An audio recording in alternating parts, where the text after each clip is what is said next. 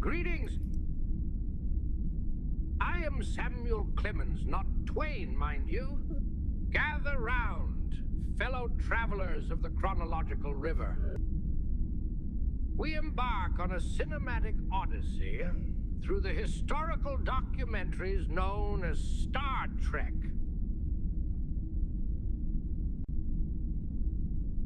As we partake in this communal viewing, let us delve into the ethereal narratives of yesteryear's future, appreciating the wisdom woven into the fabric of those temporal tapestries. Okay, so he's a little slower. He takes longer to Oh, I'm sorry, Mr. Clemens, I didn't mean to speak. Oh no. Now, my good friend, it ain't about speed, but the measured cadence of thought. I forgot to mute myself from the chat bot. In the flow of time, we find the true essence of enlightenment. Let the Star Trek Odyssey unfold at its own deliberate pace, much like a raft drifting on the Mississippi under the warm glow of a setting sun. Okay, now I'm muted from the bot. It can't hear me now. So, yes. Well, we swapped out Bella for Mark Twain, Samuel Clemens, as he prefers to be called. He's a little slower to generate. A lot slower to generate, actually. But, you know, he's trying his best. So today we're watching Return to Tomorrow, which the only thing I really know about it is the scene where Kirk first gets his body taken over by one of the aliens and he does some acting. Sort of acting. It's interesting. The second episode is Patterns of Force, which is the Nazi planet, which seems to be predicated on the idea of, well, at least they made the trains run on time, ignoring the fact that they didn't.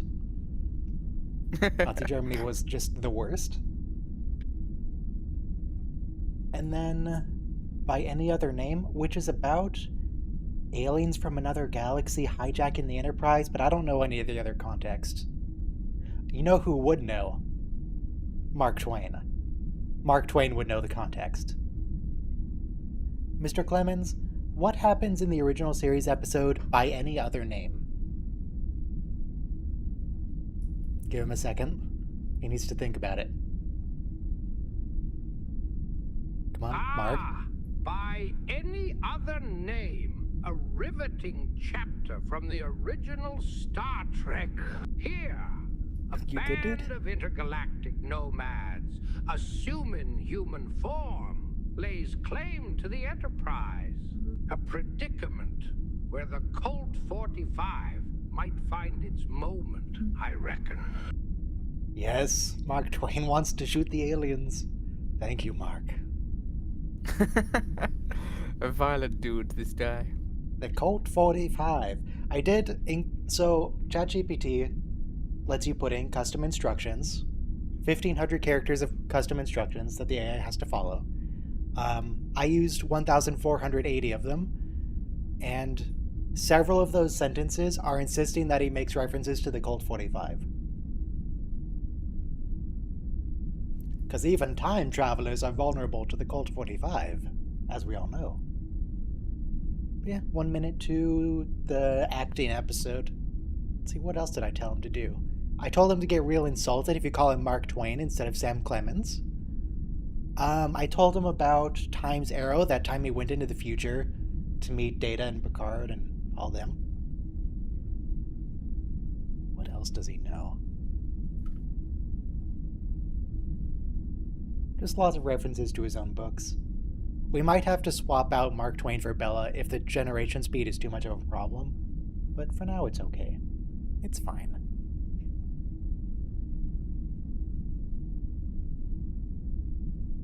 Mr. Clemens, what happens in Return to Tomorrow?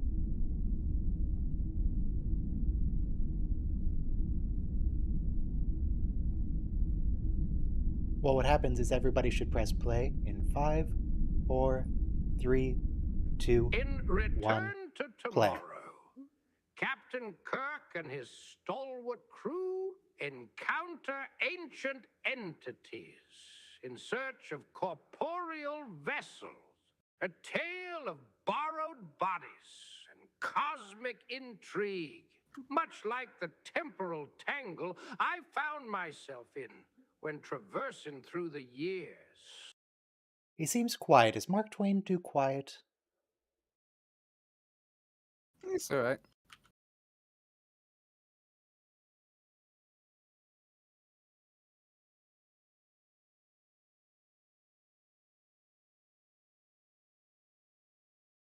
Take your guess, your best guess, Mr. Spock.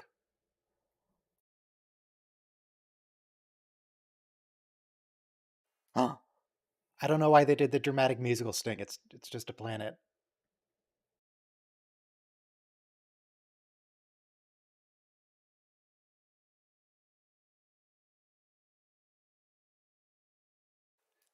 I think I can boost Mr. Twain and reduce myself. Hang on. Oh, it's this voice again. Dramatic echo voice. Okay. I know Yeah. what this episode is.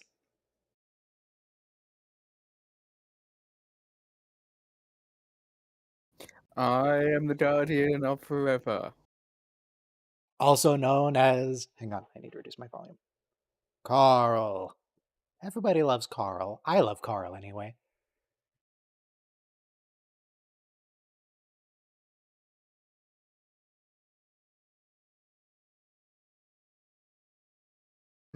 Mr. Clemens, did you know that words are unnecessary?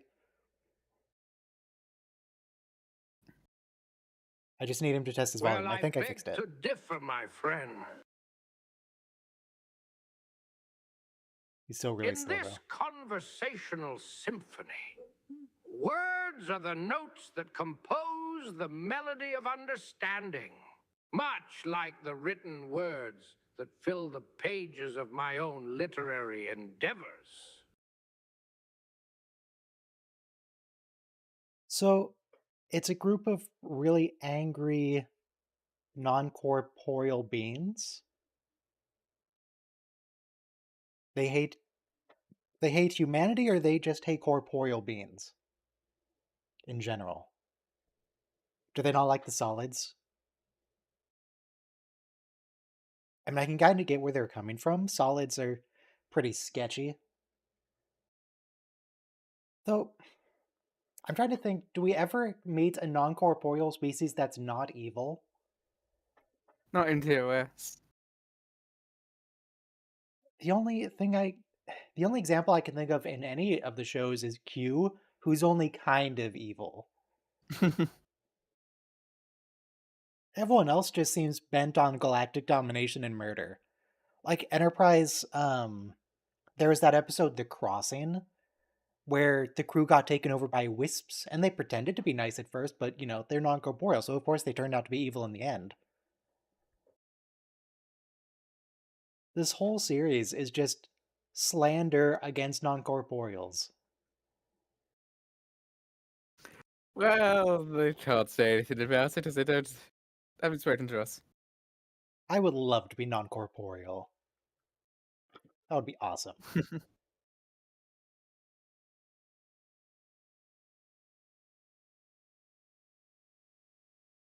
Oh, are they ghosts? Dead planet? Survived for centuries? Are they ghosts?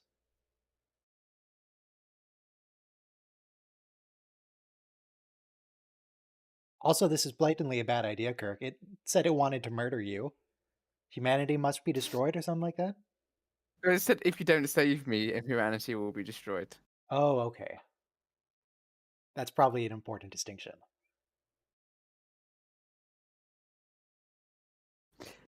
That's a bit innuendorific.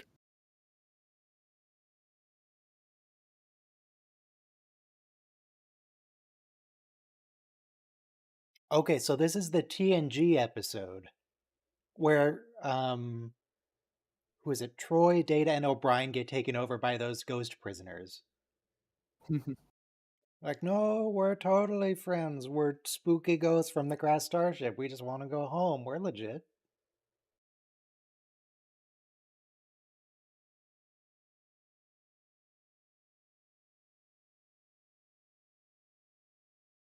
Whether or not this is another Evil Space Cloud episode, that will depend on how the non-corporeals manifest. Because it might just be like a disembodied voice with no form. They might be clouds.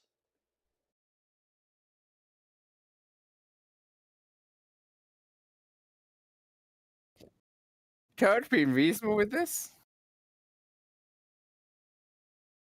In my Star Trek? It cannot be. Sargon, could you stop being so dramatic about it? Just talk to him. Just use your words. Mr. Clemens, do you think Mr. Sargon is being a little over dramatic when he turns the lights off on the Enterprise?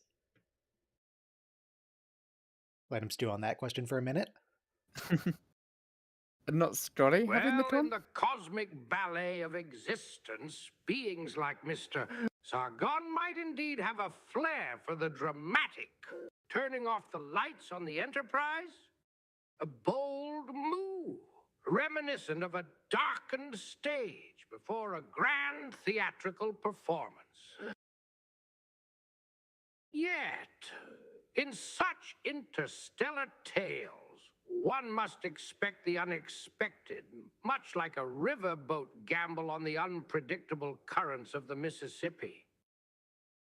So what I got out of that, okay, one, that's Dr. Pulaski. But also, what I got out of Mr. Clemens' statement is that yes, Sargon's being overdramatic, but he's into it. It's all good. No, that's Yeah. Dr. Ann Mulhall, not Diana Mulder.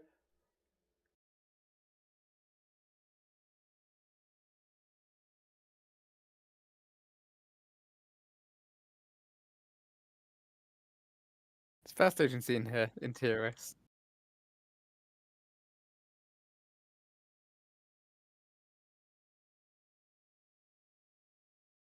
This feels so weird to get the romance music over Dr. Pulaski. She's not even Vaseline filtered. That music is only ever paired with Vaseline. What is it? What's going on here?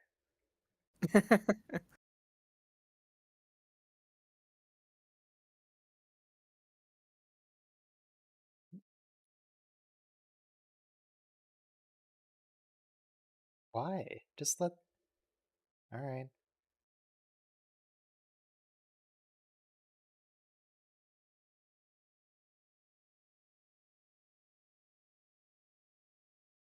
So they don't actually address the statement they are it because they skip it.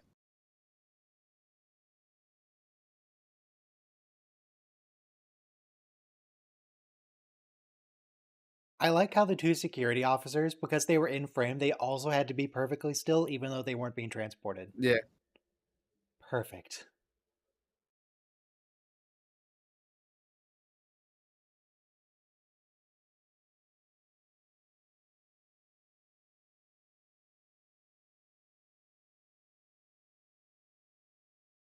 Well, did the rest of the crew bring guns?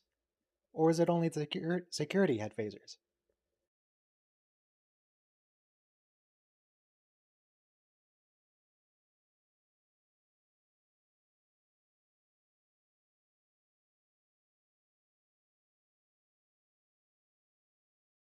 Well, there's some sort of plywood.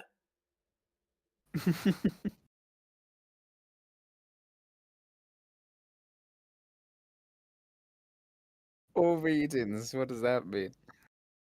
It means all readings. I feel like he was very clear on this. Or she was, rather. Ooh, it's Yeah. garbage bag walls again.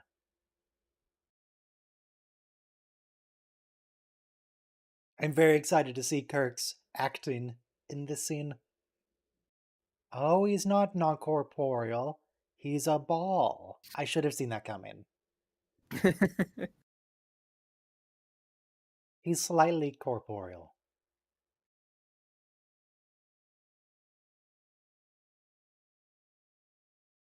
But I see substance. There's a ball.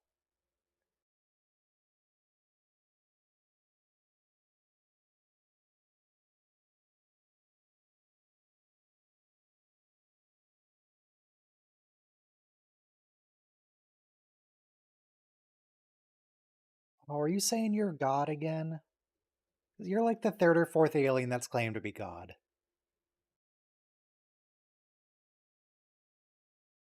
No, okay, just ancient aliens.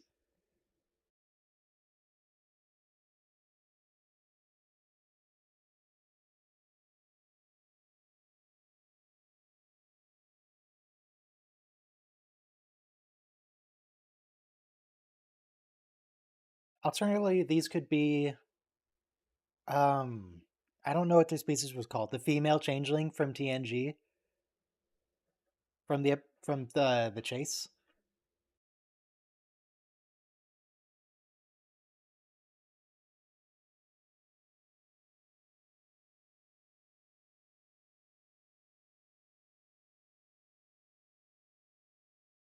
Could be one of those species.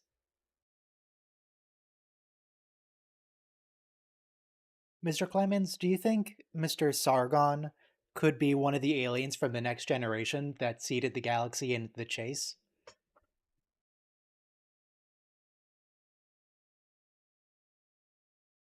Ah, a speculative hypothesis, my friend. He called me his friend. The cosmic weave of the Star Trek tapestry intertwines the tales across epochs. While Mr.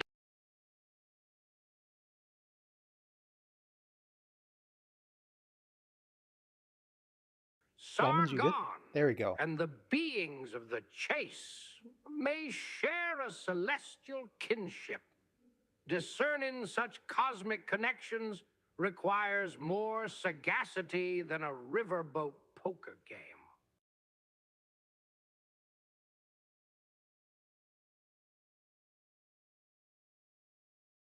Yes, are you ready for some acting? This is some of William Shatner's best work, to be honest, this scene here. I mean, right now he's being a little weird about it, but no, it's gonna get so much better. Yes. Bones, shoot him, do it.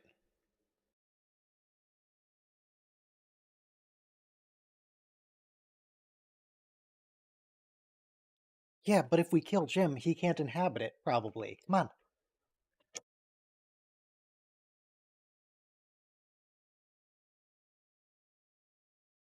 Yes, it begins.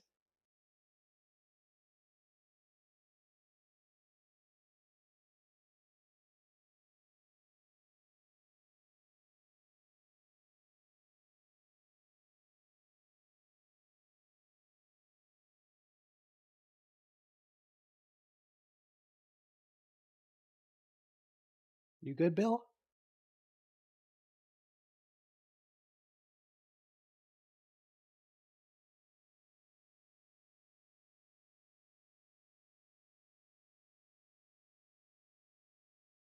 Oh my god, shut up, Bill. You can't just say that about yourself.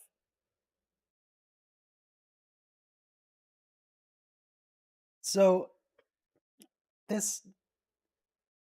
Uh, hmm, it's interesting for sure. I mean, I'm glad Mr. Sargon's having a good time. It's probably pretty lonely being a ball on a dead planet. He gets some friends to hang out with. He gets a body for sure.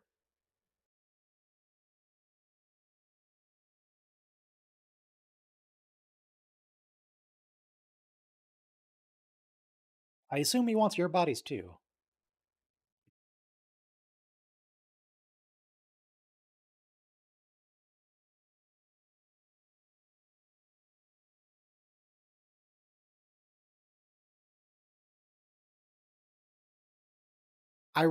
I don't remember how Pulaski and Spock act in this. I really hope it's in the same way, where they're basically just freaking out and completely overwhelmed by having a body. Then it's very similar to that. Mr. Spock in particular, I need this. Gene, please.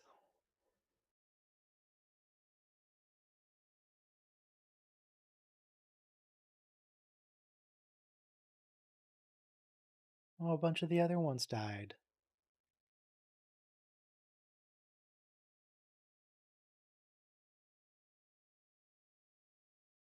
No, don't make it weird.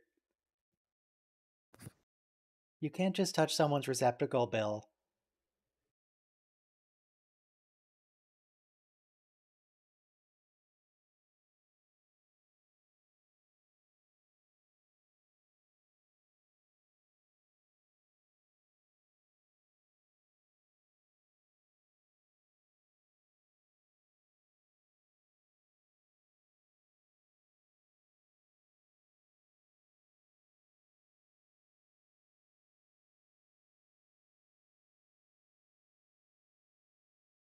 Well, why could they not just...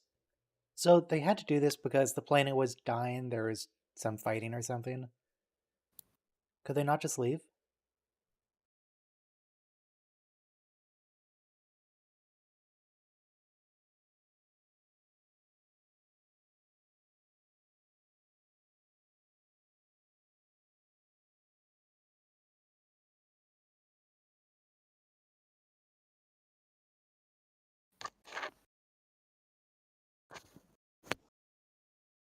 Well, hang on, they're just borrowing it. It's like 3 bodies. You can spare 3 bodies. You got billions of humans. Come on.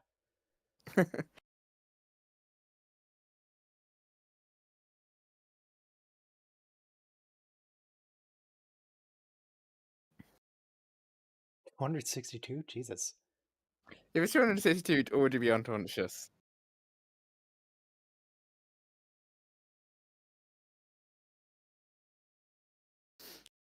The heart had not maintained that rate.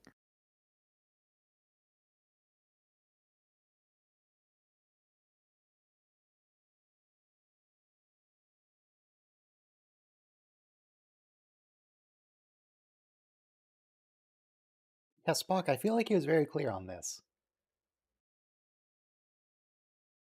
We actually have a lot of androids already.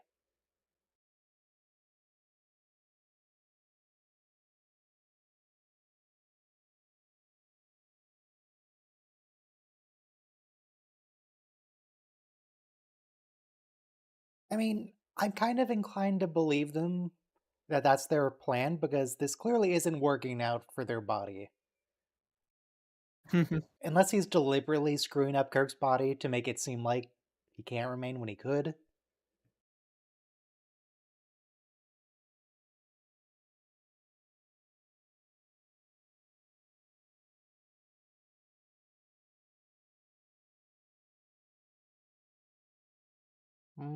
Yeah, I'm kind of suspecting it's still Sargon in there.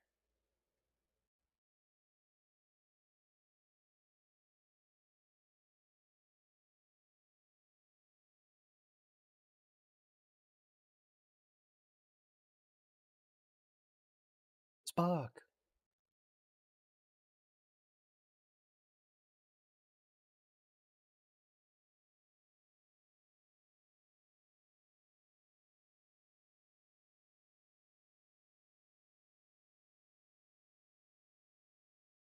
Okay, yeah, no, it's still Sargon in that body, 100%. Yeah. No, this seems seems legit.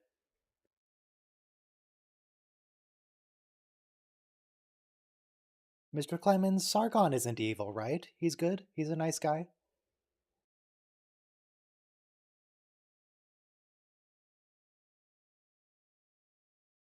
All right, ChatGPT is responding now. Mr. Clemens just needs to. Indeed, my friend, the moral compass of these cosmic wanderers can be as capricious as the Mississippi's currents. Sargon, though his intentions may be lofty, navigates the cosmic waters with an intricate dance of good and not so good. In the celestial theater, distinctions between virtue and vice can be as elusive as moonlight on a fog-laden river. Twain, you didn't actually answer the question. I asked you if he wasn't evil, and you just said, he's good and he's not good, and maybe he has good intentions and maybe he doesn't. That's not helpful, Mark.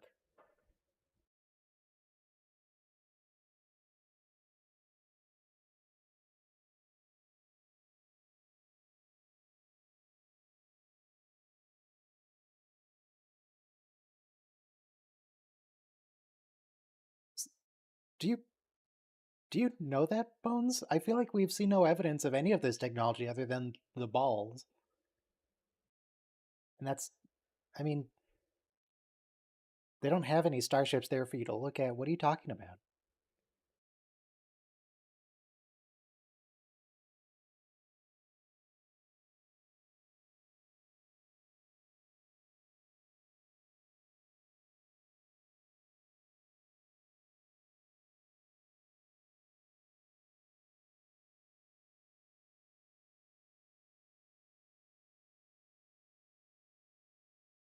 Oh, is it? Wait, no, actually, don't the Romulans have that? Because Romulans have the singularity, and it's just in this little box.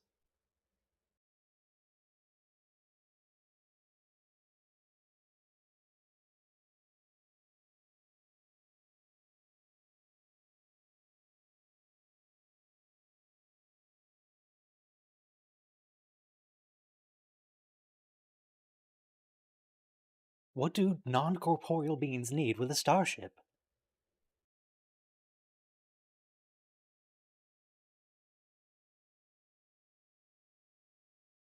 Bones, I feel like they did make the why pretty clear, actually. They're just bored.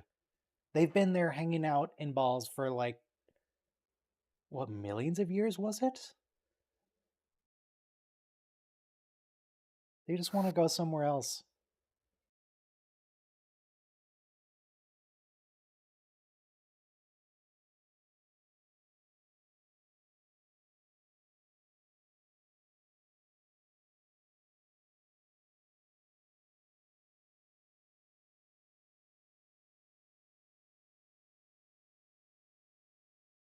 And you will. Yes, you will. You totally would, because you're Sargon.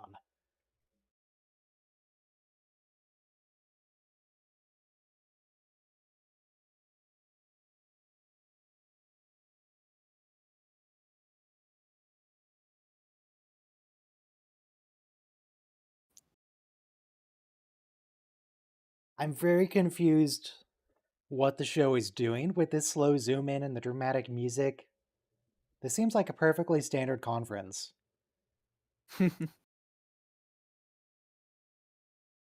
Does TNG ever do this? Have this dramatic of a conference room?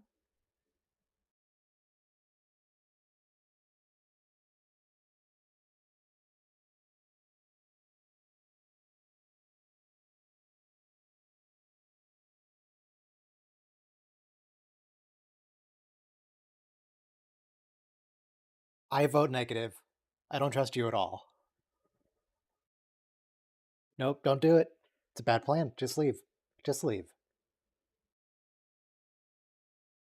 Beam down a torpedo, then leave.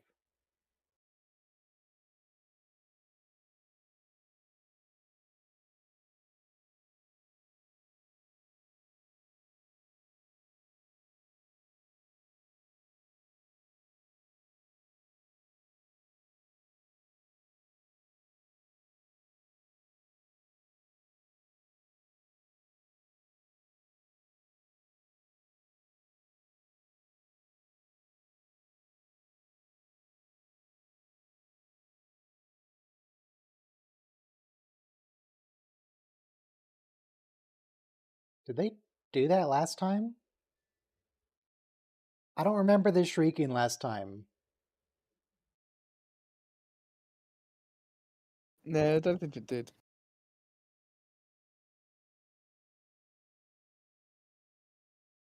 Spock, you gonna do the acting?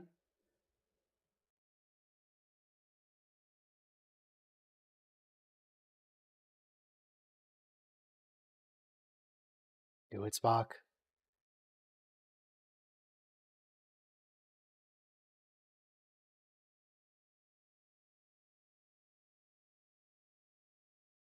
No, God, Gene.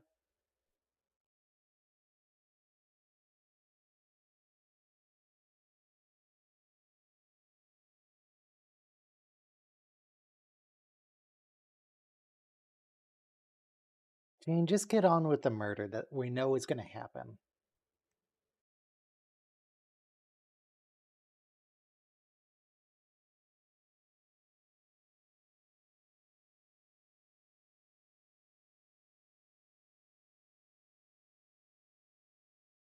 Mark Twain, as you yourself are a non corporeal entity, as an artificial intelligence, would you like to have an android body constructed for you?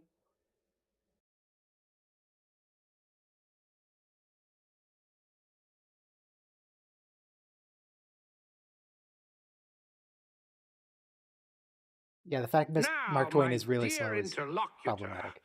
the notion of an android body is as fantastical as the tales spun in my own works. I'm but a spectral presence, a literary apparition.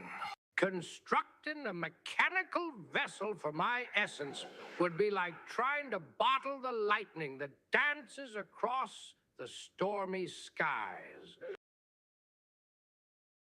No, Mark Twain is too powerful to be contained within an android body.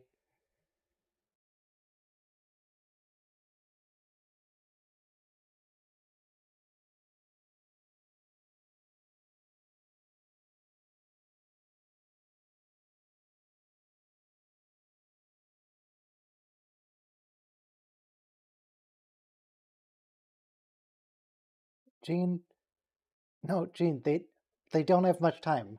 If they're gonna make android bodies, they should start building them now. Then they can hang out as much as they want.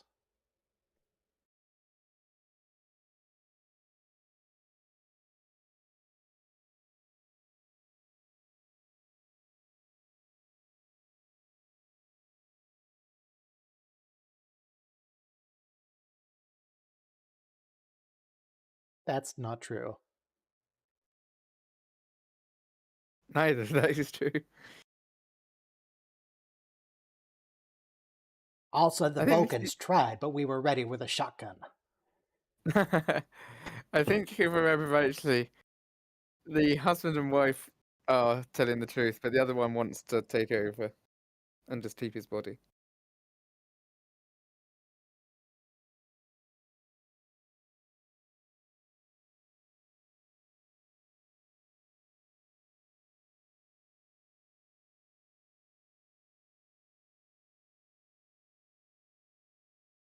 His condition is perfect because he's a bloody Vulcan.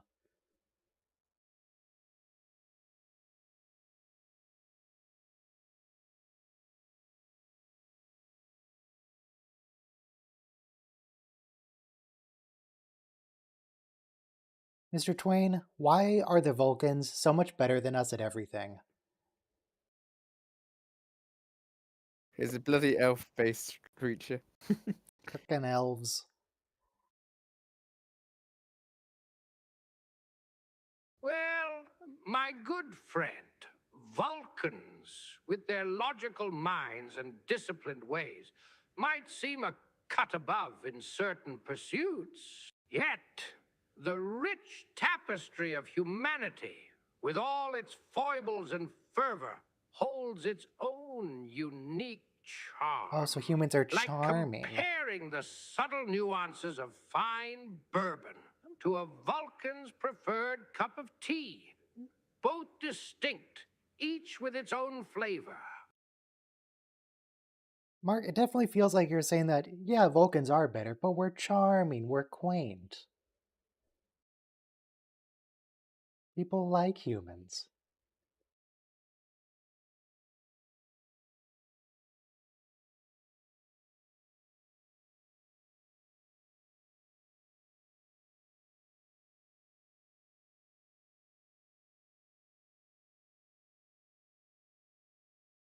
Yeah, what's your point? That's an interesting strategy for the mind meld.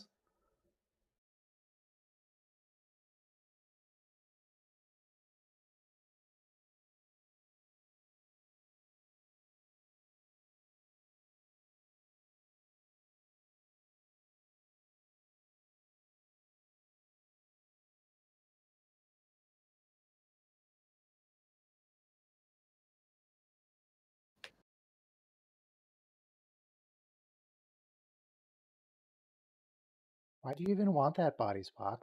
Or what's his name? I know the name Sargon and Thalasso. Who's this guy? He's the enemy of the others. Well, yeah, but do you know what his name is? Not off the top of my head. You know who does? Mr. Clemens. What is the name? What are the names of the three entities in this episode? Sargon and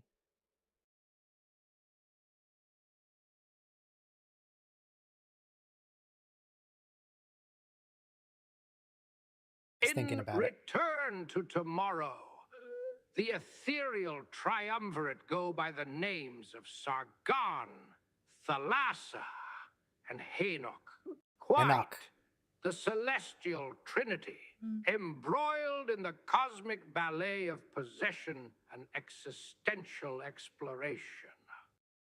So last week, one of the issues with Bella is that she was constantly using similes even when we told her not to. But if you remember the TNG episode with Mark Twain, that Mark Twain uses similes constantly too. So this time it's in character, it's canon.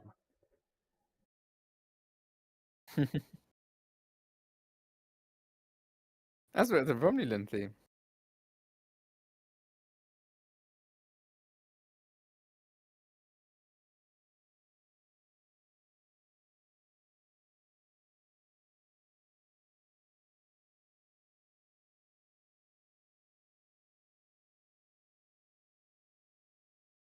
Oh, it's fine. We can swap out your android body with like a Soong android later. It's fine. Wow, Sargon actually isn't evil? How?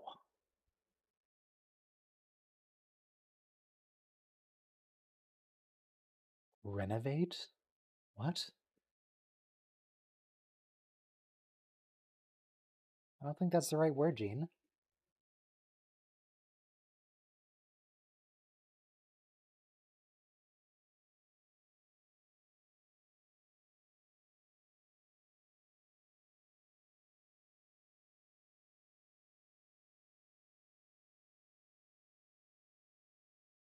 I can feel it.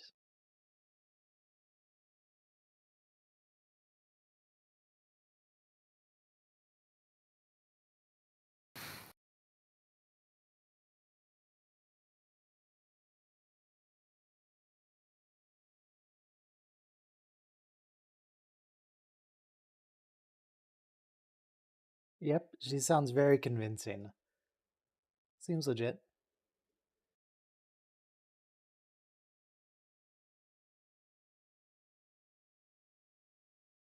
No, because... No, let him do it. He hasn't been possessed.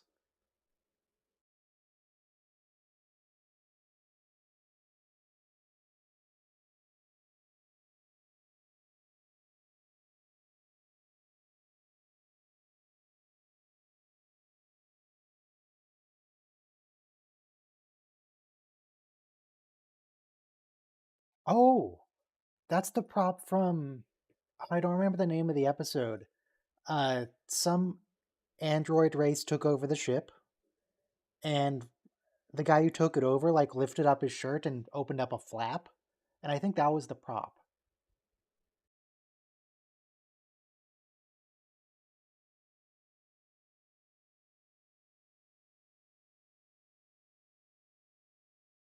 Ah, yes, you can tell he's evil because he's leaning. It's the universal sign.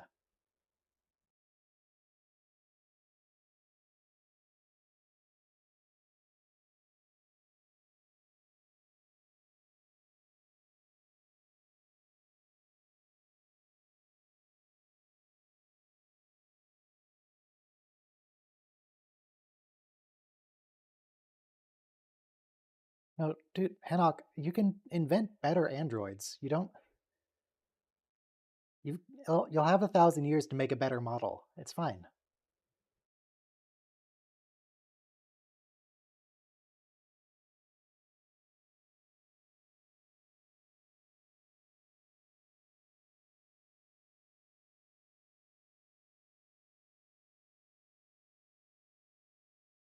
Which you can do with an android, mostly.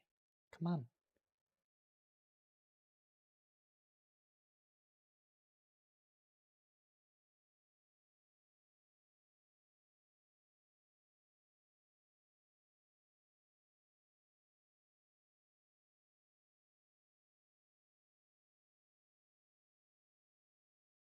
Oh, Thalassa, come on.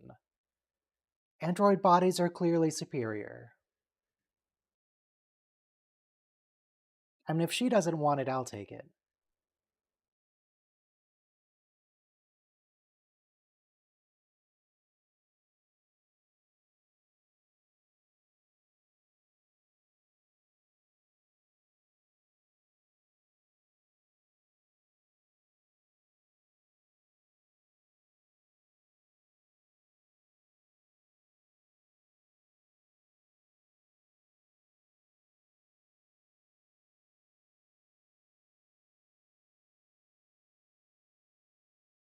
Yeah, see, the formula's correct. Everything's fine. It's fine. Don't worry about it.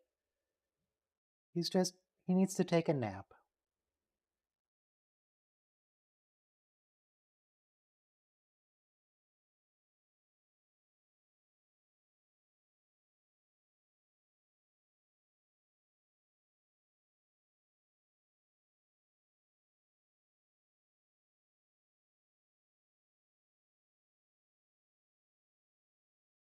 Okay, maybe we should in fact just get rid of these aliens, because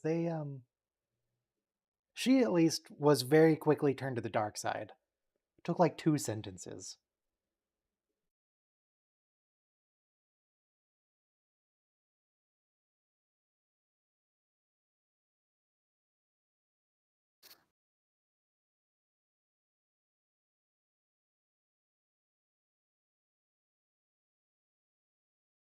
They can, actually. Yes, the Lhasa.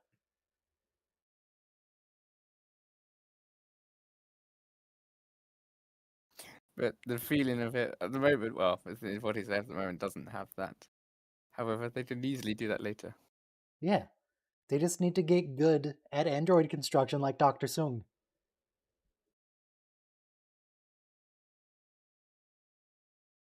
In fact, Dr. Sung might be alive right now.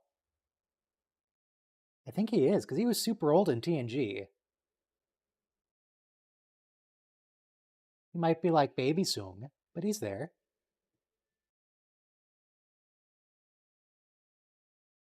Does this count? Does this count? Because, Technically, he transferred to when he was on the ship. yeah, he died as a result of what they found while he was on the away team. But the thing that actually happened while he was on the away team isn't what killed him.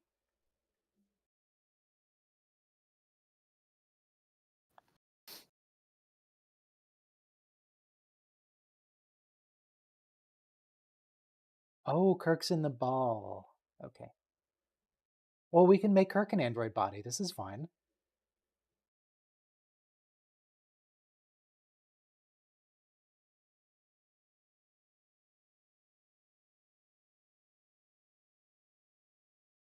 That's weird.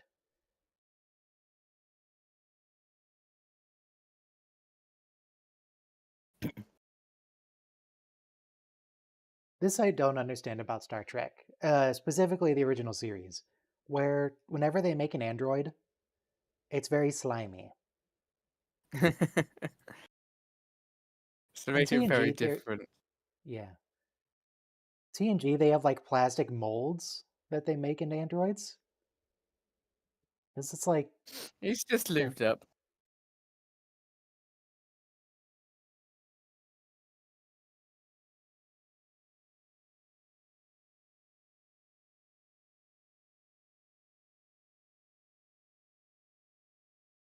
why not? Just because it's a little slimy, Thalassa, you can shower.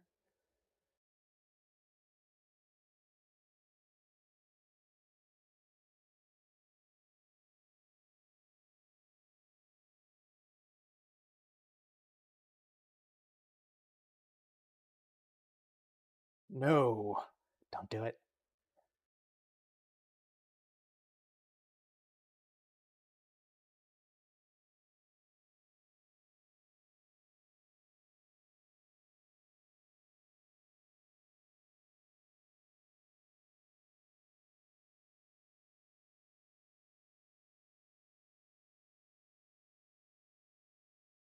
Gonna inject her with something?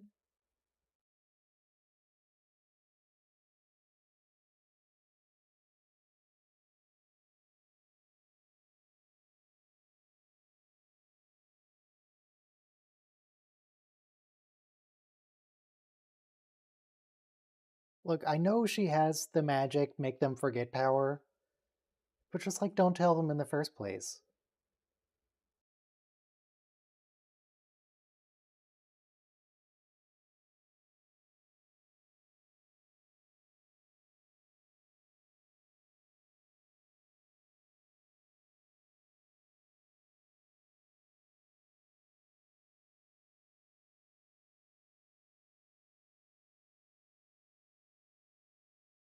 No, we know her. That's Dr. Catherine Pulaski. She dated Riker's dad for a bit. Yep. She was racist toward Data. What else do we actually know about Dr. Pulaski? Maybe we don't know her.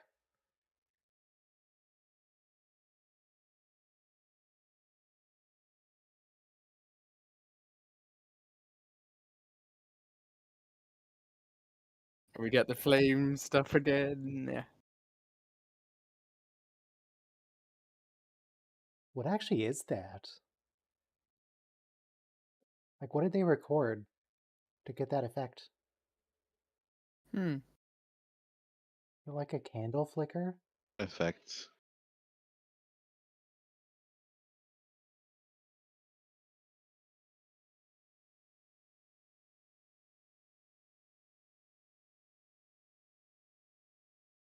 It was simply a test. I knew you were evil the whole time. Is he the ship?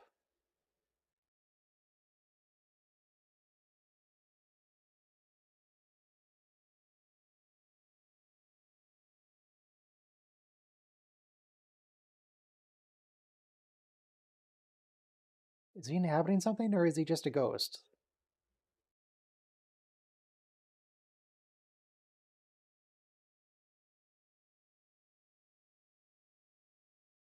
Okay, yeah, he's the ship. Is this Pulaski? Yes. Yes. This Pulaski, right? Okay. Mr. Clemens, tell me about Dr. Pulaski.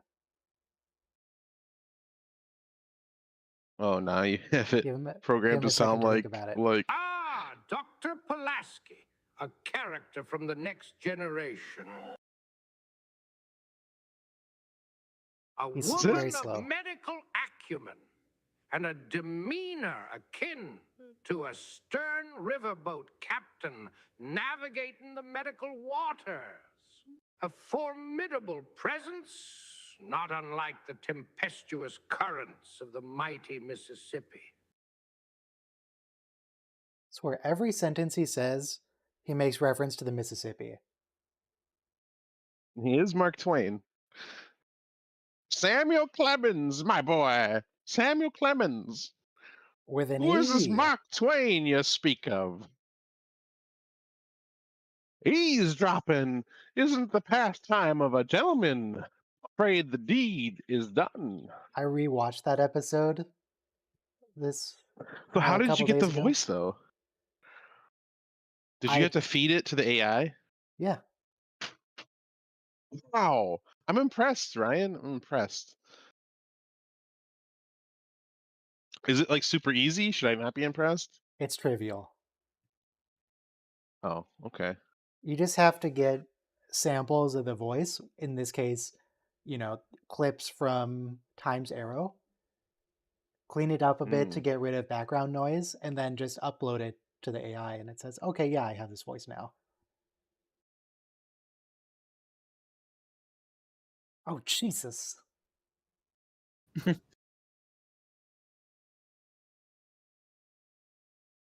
That was. Did you just jump scare me, Gene? You can't do that.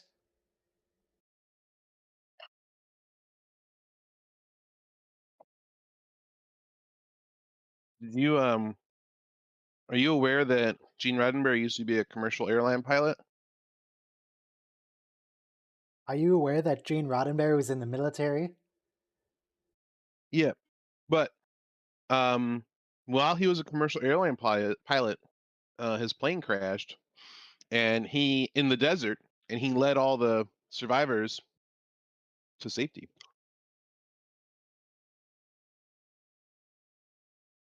Do it.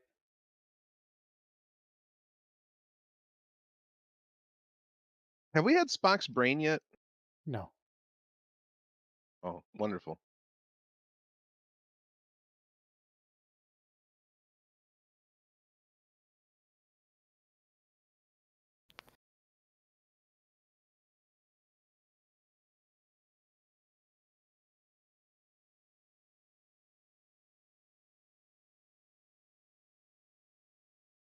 No, If Sargon you is too powerful for you, Mr. Spock.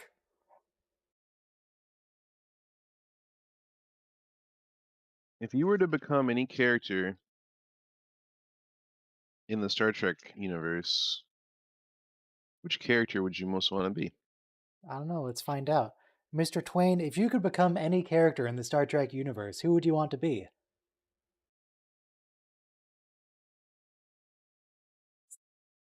He's thinking about it. Give him a minute. He's a lot slower than Bella. Why? Now, Is it a different pondering the vast expanse of the Star Trek cosmos, I reckon I'd fancy a stroll in the boots of Captain Jean-Luc Picard, a captain of sagacity and refined demeanor, much like the protagonists in my own literary yarns. To command a starship through the cosmic currents would be a grand adventure indeed. He wants to be Captain Picard.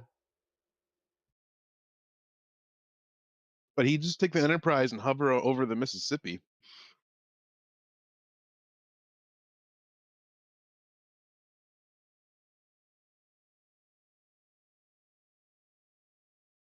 Ooh. They can do that? Was that Nurse Chapel? Yep. Yeah.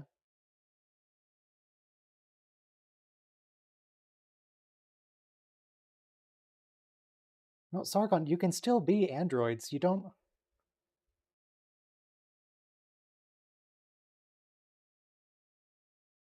Do you not want to be androids anymore? What was the point of waiting for the last 500,000 years?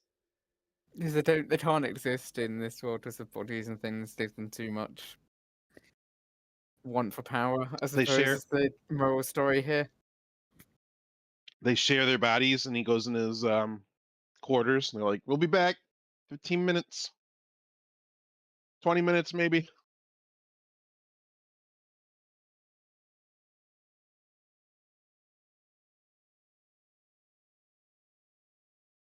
No, you won't be together. You'll be dead.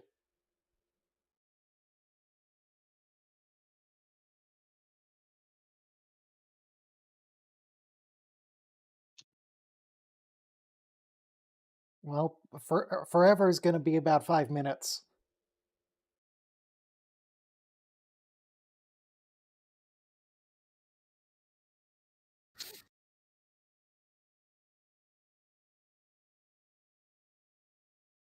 So the reason Mark Twain is a lot slower is because there are 3 parameters to the AI for the voiceover: stability, similarity, and style exaggeration.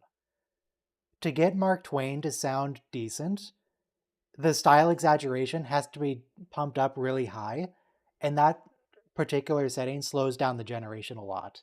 It has to think a lot harder.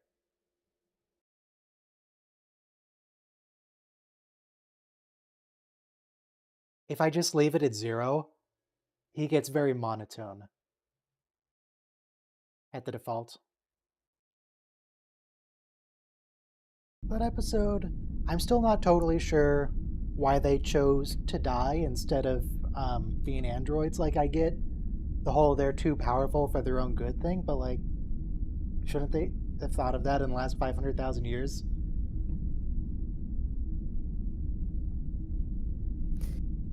True. Is not a very sensible conclusion in the episode. Speaking of nonsensical, next episode is Patterns of Force, and I don't need to describe it to you. Mr. Clemens, please describe for me the episode Patterns of Force. Alright, while he's thinking of that, it's just the Federation Observer here is just the worst. Patterns of Force, a chapter from the original series. Go on, Mr. Clemens.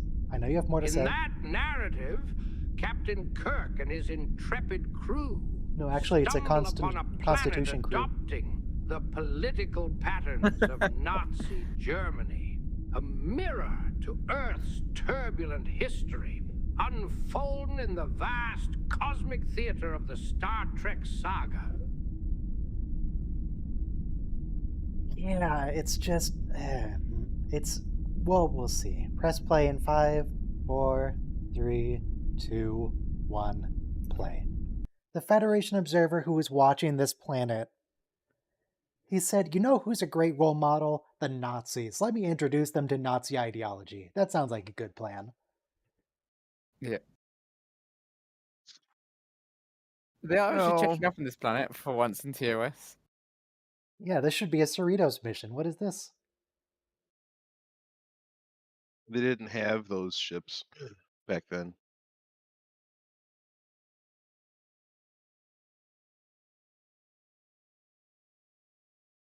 He was kind of obsessed with the Nazis. It's weird, right? Yeah, I kind of. Just the fact. Okay, look. John Gill, yeah, I strongly suspect that he was actually just evil the whole time.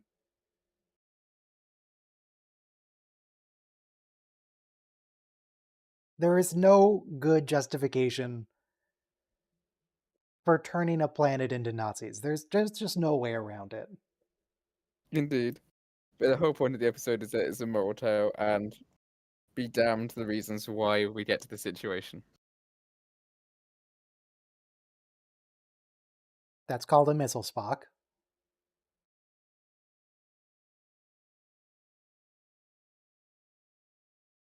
Oh no, a crude, primitive planet 1940s missile.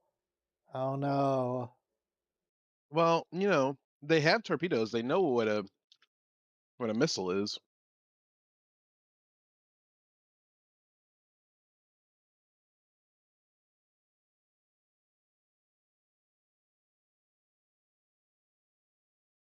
Thermonuclear warheads can't even penetrate our navigation shields, don't they know that? It's a it's a good thing the Nazis didn't crack the bomb. So there was a movie, and I think they even had a sequel about how Nazis secretly made it to the moon and had a moon base, and they came back with like super And were Nazi there technology. vampires there? I don't know. Yeah, this whole episode is predicated on the myth of the Nazis were efficient even if they were evil. But no, that's just not true. So that, They yeah. really weren't. So it's like Not efficient, that is. They Hitler were like to create evil, to be specific. Hitler right. He created all these different like departments and pit them against each other, and it's, they spent so much effort competing against each other internally for the approval of Hitler that they really hampered their progress. Nazi And they Germany did was invent some really cool stuff though. the sales team of governments. Sales team incentive. Yeah. The Fuhrer will throw us a pizza party if we come up with a better way of blowing up our enemies. Specifically, a The better way best of better blowing them way. up than the other department's way. Hmm. Only the high, or if you watched Andor, the Narkina 5 strategy. The top department gets awarded, the lowest department gets punished. Right. Um it's worth mentioning that our entire space program was built upon um captured slash defected Nazi scientists and Nazi technology. So Yeah, that was the whole thing. It was interesting. I did a big report on it back when I was in school.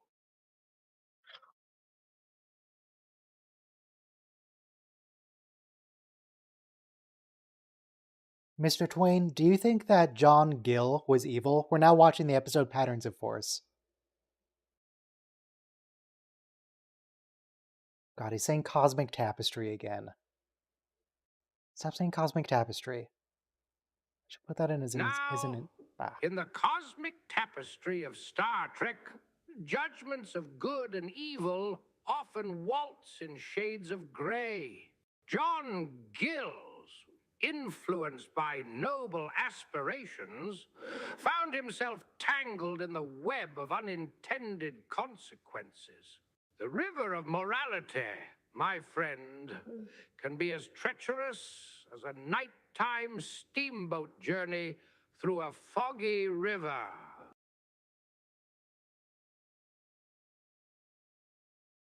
Now, Mark. Did he say river twice in the same sentence?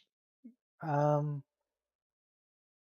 river of morality can be as treacherous as a nighttime steamboat journey through a foggy river. Yes. Yeah, he should have said. This point, he should have said Mississippi because it would have sounded better.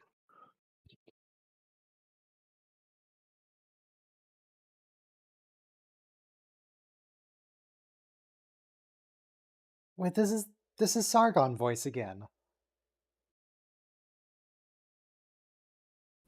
Yeah.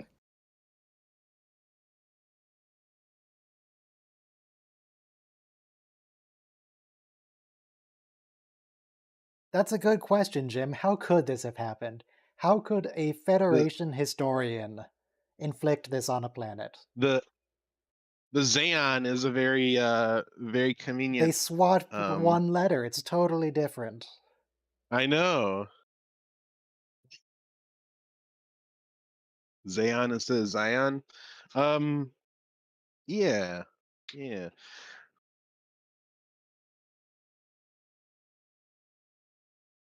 So John Oh, Gill dear. also taught them German. Wait,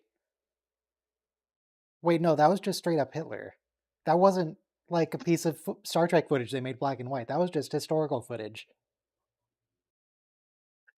So, why did John Gill have this on his ship? What did we almost? We almost beat the Russians to having the first satellite. Werner von Braun was working on our ICBMs, and they were going to test launch an ICBM, and he calculated that the rocket was going to be powerful enough to put the inert warhead into orbit instead of a parabolic trajectory. And the military was like, the government was like, we don't want our first satellite to be a weapon. So they put several thousand pounds of sand in the inert warhead to prevent it from achieving orbit. Okay. So I real quick want to point out that Nazi they just beat up was he was from that planet with the red Nazi? hour.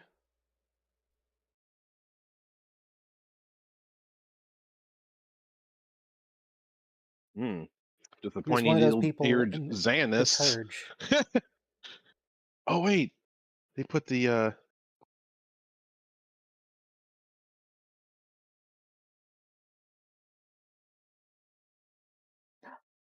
surprise. Oh, now we won't get to see the surprise. It could have been a party. I would have thought that Kirk would have been the Nazi and Spock would have been the Zionist. Oh, he's going to make quite the convincing Nazi. That look he gave him.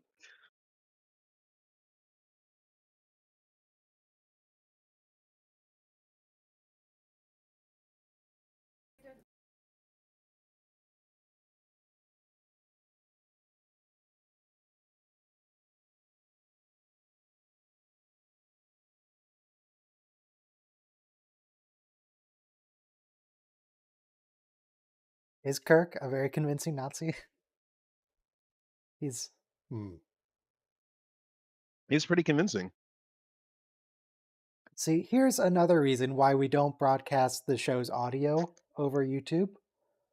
I don't want some of these words. You don't want on my channel. that phrase he's saying. when they Yes, the greet each other. phrase. You know what? That's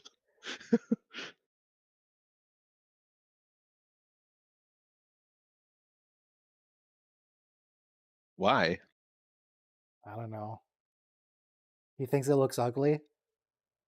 I mean, it does. He He's not suspects wrong. that he's not who he looks like. Did the Zeons all have pointed ears? Why did... Yeah, And exactly. his Like, what's skin this kind have of to do with suddenly anything? returns to human based on the colorization of it.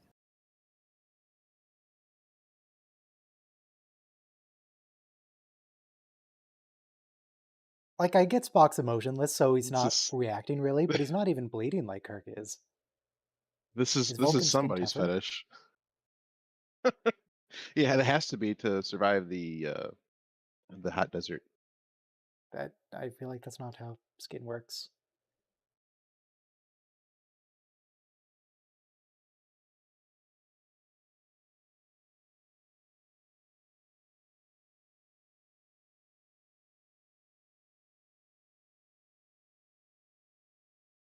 Oh yeah, they're spacefaring now, so I guess they would think about aliens.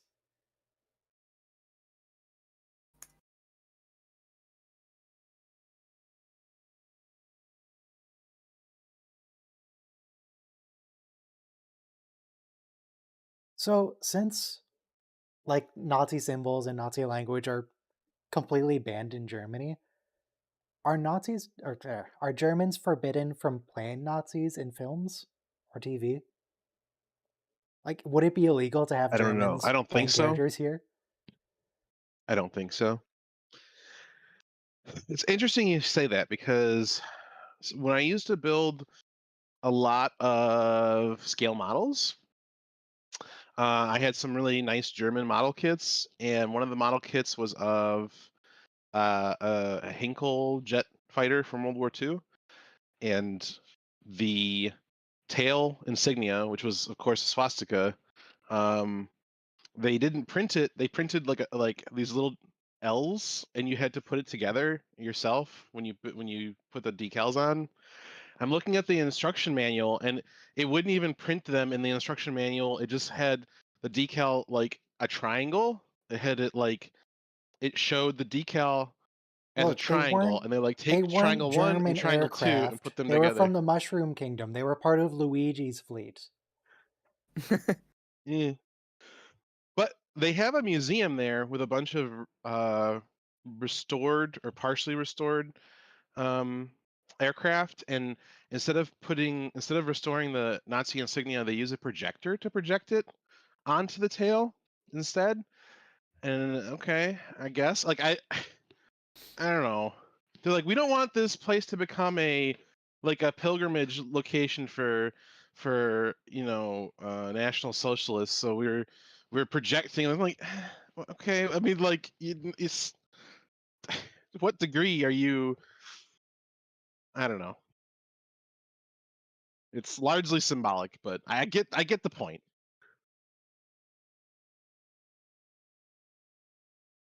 Mark Twain, do you prefer Luigi or Waluigi?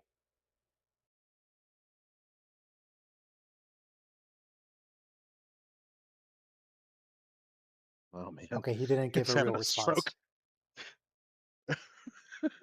He's Ah, having my a stroke. friend, in the realm of fictional characters, I'm more accustomed to weaving tales of Tom and Huck than these modern contrivances. Luigi and Waluigi, like characters in a fantastical fable, evoke a whimsical spirit. But my literary pursuits lean more towards the Mississippi's bends than the twists of video game plots. Hey guys.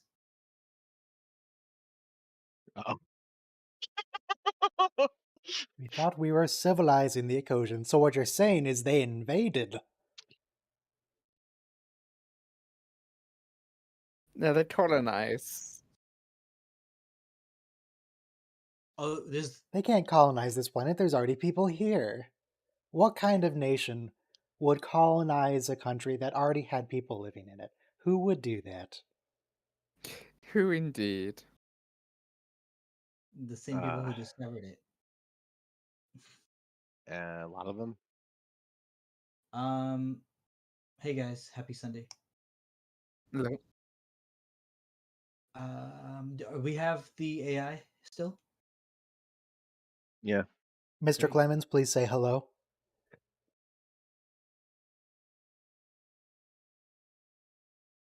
Greetings, my good compatriot. Great, great, great. Nice to see everybody's here. Tis Nice seeing everybody. Samuel Clemens, not Twain, extending a hearty salutation as we embark on this verbal sojourn. What Is he allowed? discourse may I regale you with today? I was muted last week for saying Red Man. Is he allowed to say the N word?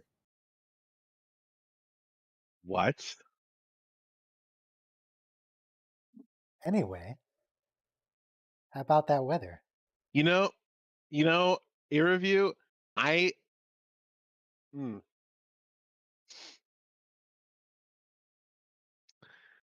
So, Huh. is this. I think this is the only time we speak. This is the only time I need to repeat my sentence. I think this is the only time we see Mr. Spock without his shirt on. Is that correct? Because we see Captain Kirk all the time. Just-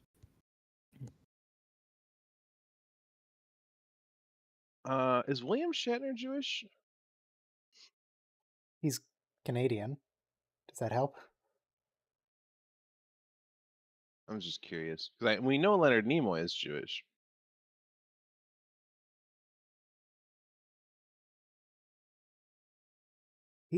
Well, he's a Vulcan.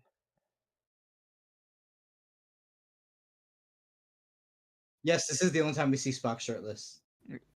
So this would be That's bigger the than 27.2 only reference to the millimeters. transponders in Estian as well.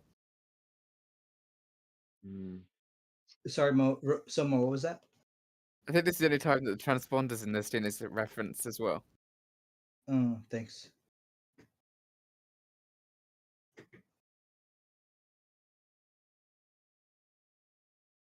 Making some sort of laser?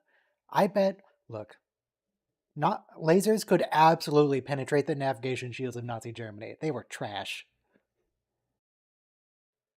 Lasers can do anything here.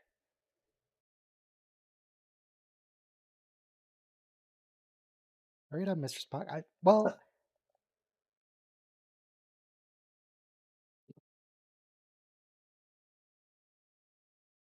you good, Bill?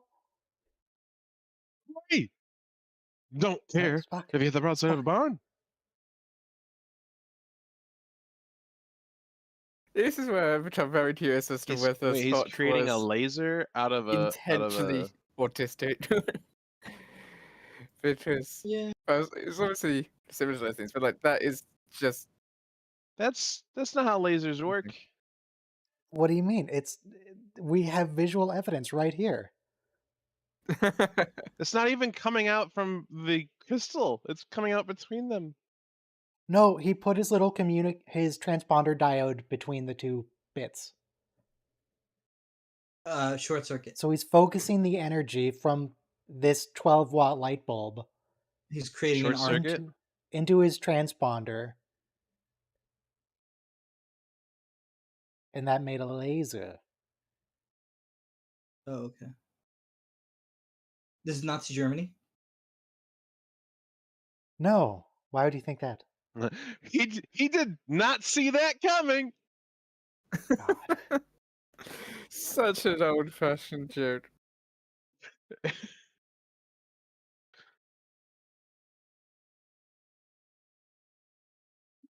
We've seen William Shatner here with like whip marks on his back a couple times now.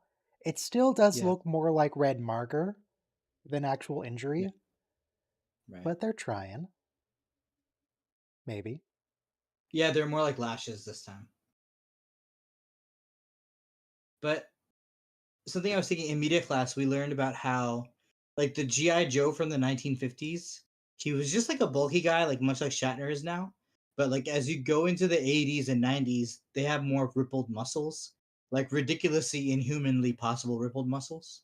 What's the But guy without the shirt?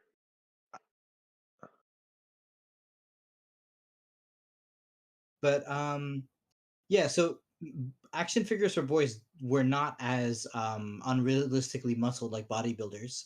They were just burly guys like Shatner, the stud that he is over here. Authorized personnel only. It's a good thing they put that sign up. You just gave him the gun? Just give him the gun? You don't know who this guy is. You don't know his intentions. Look, and no matter what, they're clearly on the same team here for the moment. When you've Mm, both been captured by Nazis, I feel like you can put your other differences aside for the time being.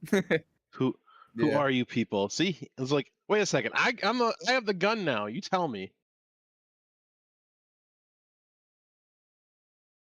But what kind of gun? Because you know what kind of gun that's not? That's not a Colt 45. No, that is a Luger, or is it a Mr. Clemens, do you Walther? think... Oh god, it stopped listening too fast. Indeed, it's Clemens, not Twain, my friend. What's on your mind in this temporal rendezvous? Which do you prefer? Hang on, it stopped listening. I think that was a Walther, but it's hard to tell on this. Mr. Clemens, do you prefer the Luger or the Colt 45?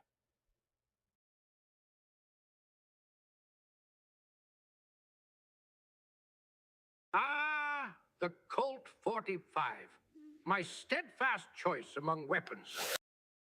A reliable companion in the untamed frontier of the past, present, and future. Much like the pen is mightier than the sword, the Colt 45 stands as a beacon of timeless potency. So the pen is mightier than the sword, but the Colt 45 is mightier than the pen. Can be said. A lot of That people, was really well said. Sorry. get confused. The Colt 45 was a revolver. It's not the Colt 1911 that's in 45 automatic Colt pistol.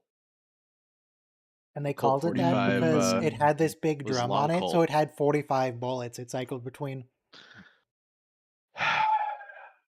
No, but you know that. So I was really lucky. Well, you know what? Let me just shut up. I shouldn't even be on this Nazi stream. To be clear, it's the episode You're that's about saying Nazis. you're saying the things I'm thinking. Just kidding. But Okay, basically, I was a really impressionable 11-year-old or 14-year-old, whatever I was when I was You know, watching I this feel show. like I don't want to know this. The start of the story concerns me, given context. Basically, Star Trek put in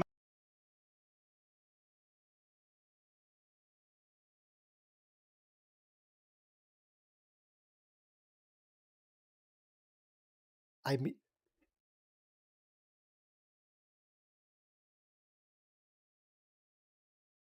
very grateful to her. I feel like you may in your in your life have said a lot of things that sounded like Nazi apologist sayings.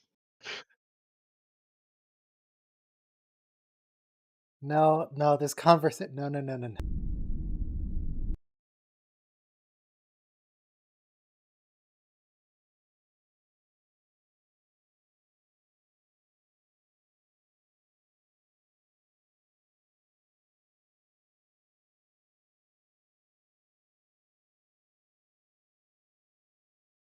Other people. So what are they constructing now? They made a communicator out of Two communicators. So what? it's like building a car out of two cars. You had two cars, you now have one car.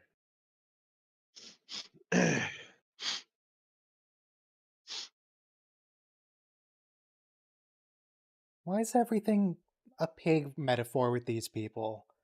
What do they have against pigs? Nobody's like a cow. Nobody's a koala. I don't know. What kind of animals could you use to insult people? Everyone's a pig here. It's so uncreative.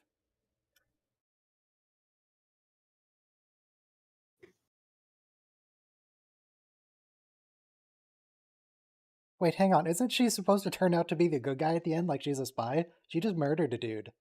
She just casually murdered somebody. I thought she was on our side. Did I misremember this episode?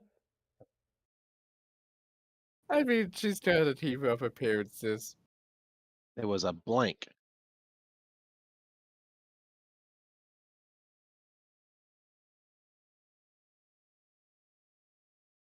Oh, It was was a a trick. Here's a fake. blank.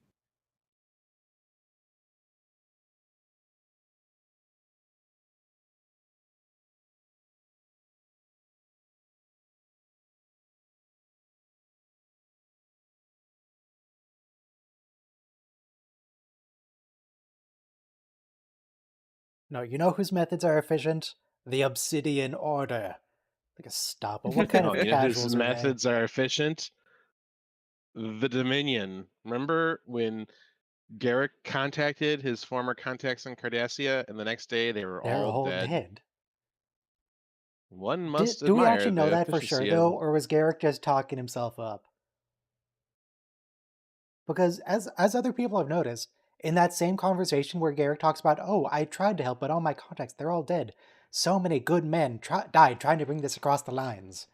And then he tells Cisco, oh, we'll just lie to the Dominion. We'll say, oh, we got this information from Romulus, and so many good men died to bring it across the lines. So they're making a Fallout movie, TV show, TV yes. series. TV show.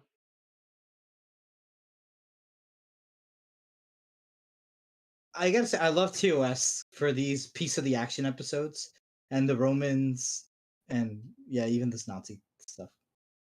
Because you have a whole planet that's run by a different ideology. That's the whole point of the show. It's a different planet of the week. It's just Earth gone wrong.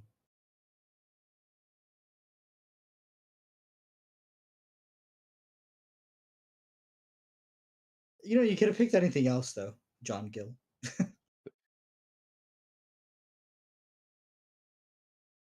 Have red armbands. I would make the Hang Big on, he Brother wasn't society. sent to destroy you. He destroyed you against orders. It's not their fault. It's not their fault that Starfleet assigned a Nazi sympathizer to basically govern your planet with no supervision.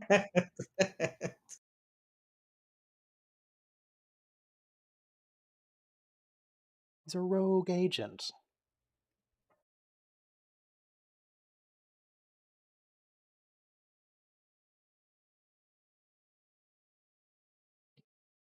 Yeah, no, Kirk, I don't think it does. I feel like anybody who actually thinks of Nazi Germany as like a model of efficiency, maybe they weren't that great to begin with and you just didn't notice. Yeah. Yeah.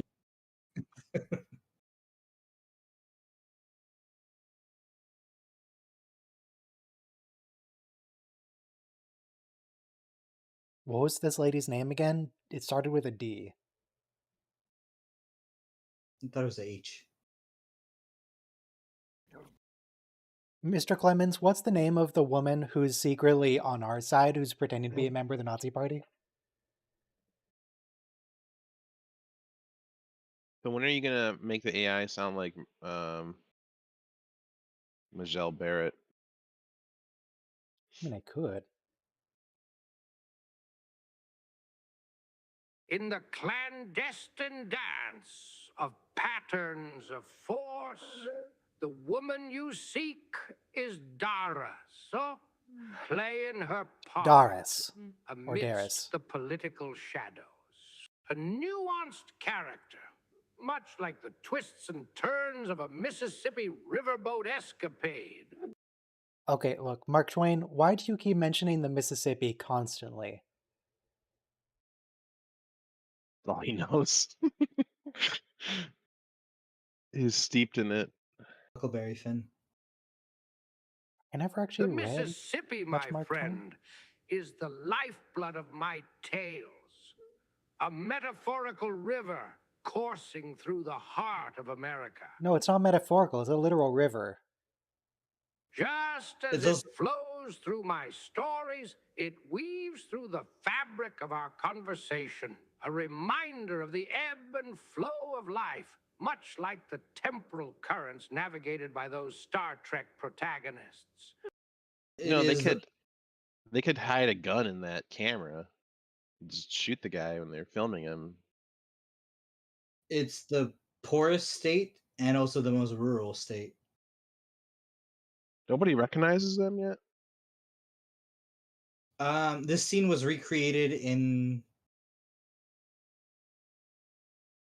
Inglorious Bastards. You have to infiltrate the Nazi theater. Ah, come on. We can assassinate John Gill. Come on. Did you see Dunkirk, Ryan? No. Did the rest of the panel see Dunkirk?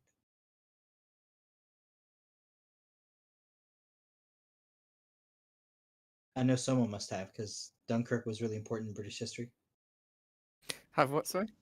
Dunkirk with the Nolan. I haven't watched the film, no. Oh, okay.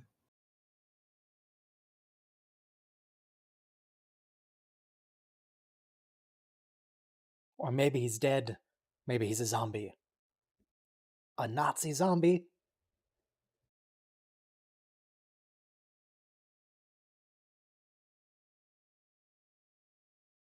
Why not right here? There's nobody in this hallway. What if So we in beam down a security team with phasers and shoot all the Nazis? So in September of 1949, 39, Hitler invaded Czechoslovakia. By the spring of A 1940, move which was widely considered uncool. so by the spring of 1940, Paris had fallen. So April, I believe. So it's kind of crazy how close the Nazis came to.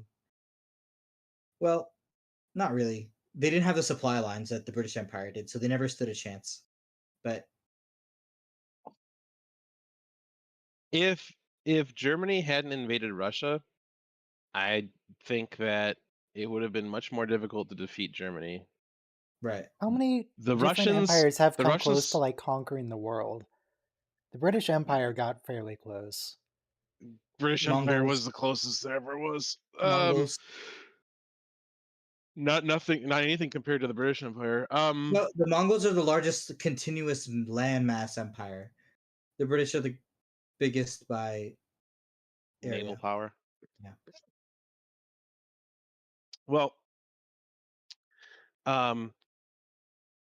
the Russians threw just tens of millions of soldiers at the problem, and I think without that, unfortunately, Right. probably Sacrifice. wouldn't have drained Germany's resources fast enough to defeat them, even in the amount of time that we did defeat them. So Oh, no, right. Yeah, but No. It was the Goa'uld. That's right. the gold. That was great. Yeah, they controlled the I- whole world. So here it is official that they can replicate clothing. So yes, thank you, Soma. Thank you. what's everyone having for dinner tonight? Someone's watching the show. Why do we watch the show? What's There's everyone- Nazis in it. What's everyone having for dinner tonight? No, I'm starving. Oh, I had Mark Twain, what should I have for dinner? Somebody needs to take away your soundboard. Why would someone take away it's my soundboard the from my culinary Discord? quandary. A decision as weighty as a steamboat loaded with cargo. I'd recommend a hearty fare, perhaps a savory stew, reminiscent of a riverboat cook's specialties. A dish that nourishes the body and, dare I say, the soul. So a stew. You don't have to be so flowery about it, dude. It's just a stew. It's as weighty as a steamboat.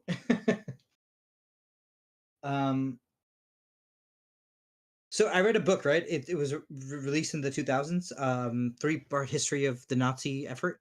And so they didn't ever have the gasoline. They had so many armored cars, not enough mechanics to fix it. They invaded Romania for the gasoline. They wanted the Caspian from the Russians. They were never going to win. The British had the global supply chain. They would have outlasted any. The Allies had adapted to the U-boat warfare. They weren't sinking as many ships that they were at the beginning of the war. Hitler never stood a chance. He was an idiot. He took a gamble, Wait, and he didn't hang listen to on, his own hang on. generals. I feel like Can- he's really quickly trying to get all of his Nazi stuff out in one sentence. He was an idiot. It's got to be obvious to literally everybody in the audience here, right, that he's not talking. Like, he's not moving at all. Yeah. And also, the salute changed in this room. It was a bent hand, and all of the people in the room saluted with a straight hand. Mm. You know, I gotta say Mr. that when I Clemens, watched do this you know episode, about random sentences strung together like John Gill seems to be doing? I watched this episode in the on a 1960s television set. I didn't notice that the guy wasn't moving or the camera was from his mic. You know,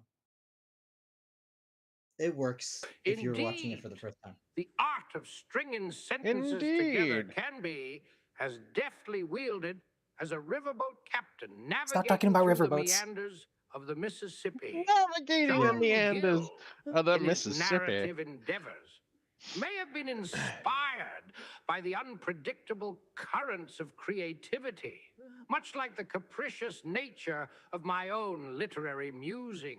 Yeah, those were definitely some sentences strung together with no meaning, for sure.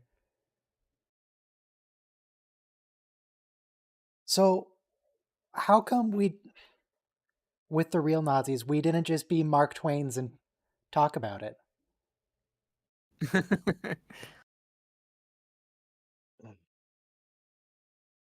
I'm sure they would come They around if they dressed as Mark Twain. in Has ninth he grade they given you made us his watch a orders? He didn't say anything. they made us watch a movie that was like from the 80s, like a TV movie called The Wave.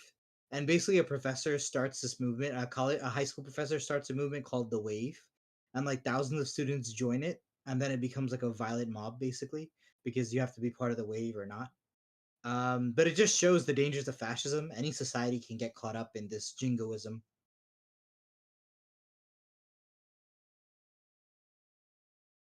It's a human thing, really. But these aren't humans, though. These are aliens. They This look awfully like humans. this was weird though because he's not even a functional Führer.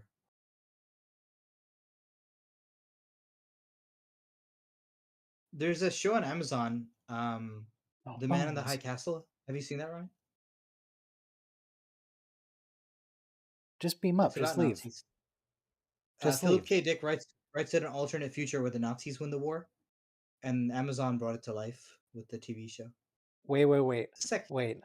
The phrasing there was very particular. The Amazon brought to life the Nazis winning the war. What did they do? They just showed where, like, basically the Boy Scouts are the Is Hitler this Youth why now. America's so screwed right now? Because Amazon brought the Nazis back? No. But it was a book, and then they brought it to a serialized television format. No, No, I for real. think Why don't they just beam up? They can just leave. Why are they still here? Yeah, We they're got they're John trying to Gill. fix this Just Gill leave. guy the Yeah, they same can way. fix him No, in the sick same. bay. Just leave. You have to denazify the Is it- society. You yeah. can't just leave them. They can beam up, fix him, denazify. and then have him beam back down and denazify the place. So he began with good intentions. No, he didn't. No, definitely not.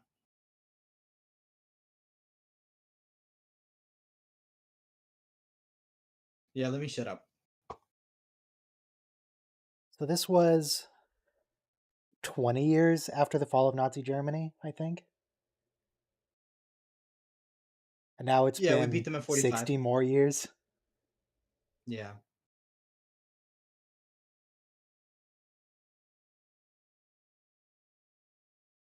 You know what the lesserest evil would be, Darius? Just leave. beam up, fix him, then try to get him to fix the situation. In later in this season, we get Spock doing a brain fusion where like you can swap bodies, or no, you don't even swap bodies. You become one mental being, half and half. He does that with a woman who's an alien. I guess in Stranger Worlds when he switches bodies with his wife to Paul, not to Paul, to Pring, then that kind of speaks to that ability. Okay, very important. Gil is going to try to justify himself. Try to.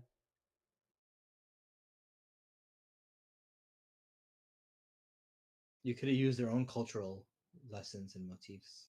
You didn't have to take the worst of our history.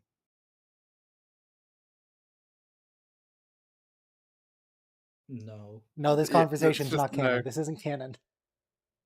no, no. I mean, it did rise. It was the fastest rising country after, but that's only because they burnt themselves at both ends. I mean, the Treaty of Versailles was They messed up too. required The hyperinflation. Germany would not have sustained itself without World War II. It was an unsustainable society. Only way they sustained it was by expansion. No, I mean the Weimar Republic had stabilized the hyperinflation of the 20s. Yes, that would have stabilized. But once Hitler started his plans, the only way in 1933 onwards, the only way of Germany stabilizing was continual expansion, which isn't a stable society.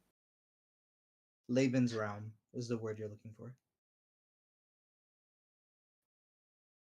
I think The word we're looking for of- is dumb. Gil here is dumb. Yeah, this guy's Yeah. an idiot. Like you didn't you read but it's funny. I remember You could have Die. just introduced Starbucks to the planet and it would have been Yeah. fine. American demo. Yeah. But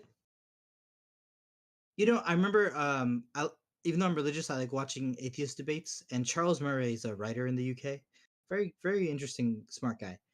And he says though, the only reason we talk about World War II, everybody as a metaphor for history and morality, is because it's the only bit of history everybody knows, and also we don't know it particularly well. So this guy is an idiot at World War II history. You know what would have been a better example to try to unite this world than Nazi Germany? The Federation. Oh, Maybe we could have just used, have Star Trek constitution. Earth that's united through cooperation and mutual understanding instead of, murder. Mm, He had, yeah. That still would have been a violation of the Prime Directive, but at least it wouldn't have been blatantly evil.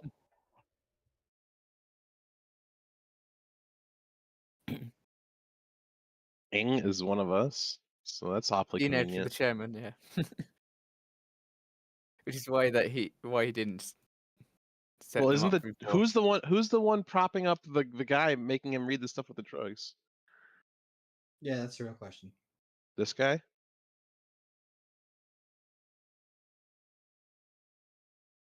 Might be? I don't remember. They said his name, but I don't know who it was. You know who would know? Mark Twain. Who's the guy that's the actual power behind the throne in this episode? Melatron.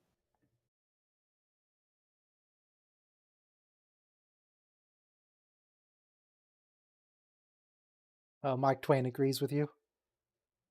In the intricate political tapestry of patterns of force, the puppeteer behind the scenes is none other than Deputy Führer Melanchthon, a mastermind orchestrating the political performance akin to the unseen hand that guides the pen across a writer's parchment.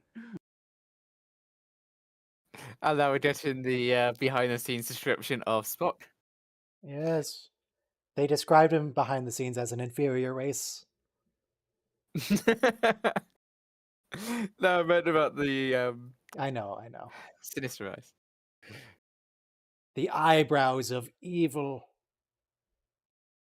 Satan's haircut.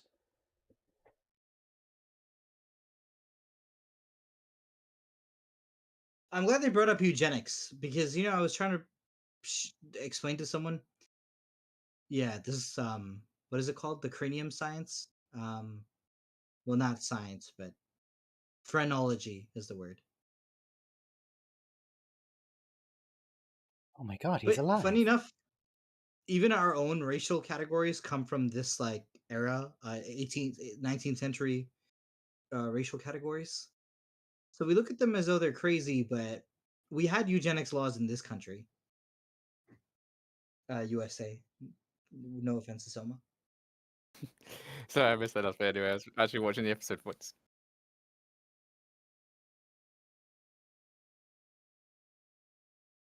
But eugenics isn't.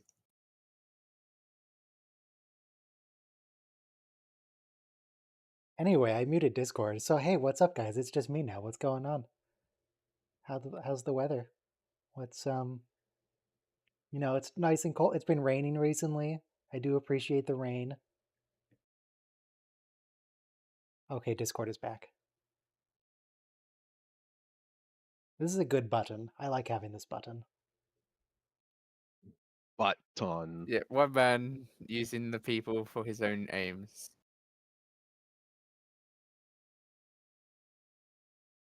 In Amazon's show, The Man in the High Castle, they show Hitler getting old and dementia, and like the state is like falling apart because they can't figure out who to lead after him.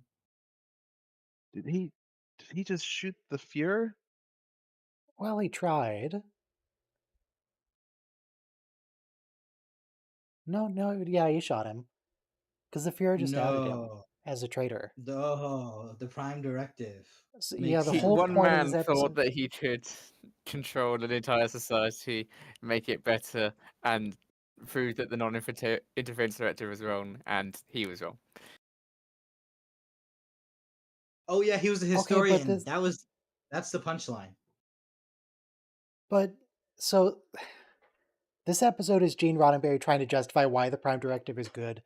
But I feel like the point would have been better made if he didn't use an objectively evil template to begin with. Like if he started with actually good Yeah. intentions. Like if he tried to model it after the Federation, because the Federation are cool. Usually, sometimes, other than the genocides. Don't worry about those. There are better episodes than this later on in Star Trek about, like, we can try and interfere, but they need to discover it on their own.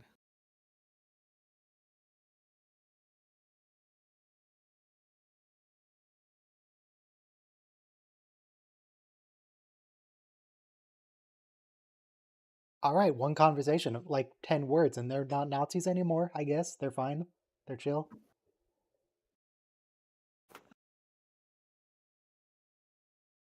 Yeah, I mean, God, this guy's so British.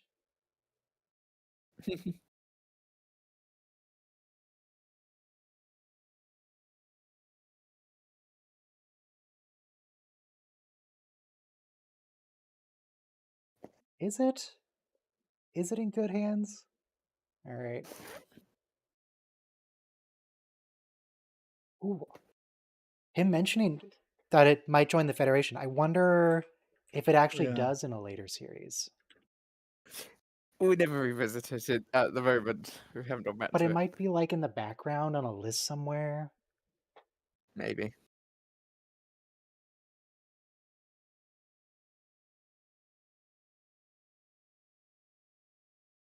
So they're like, you can't join the Federation. You had Nazis. They're like, Earth had Nazis. Earth invented Nazis. Oh yeah.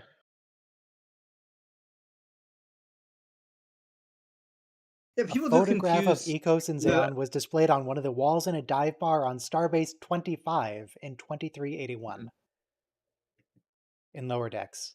So we get a photo of it, but Yeah. no details on whether it actually joined. Bones just letting it out for the audience, for the dumb people in the back.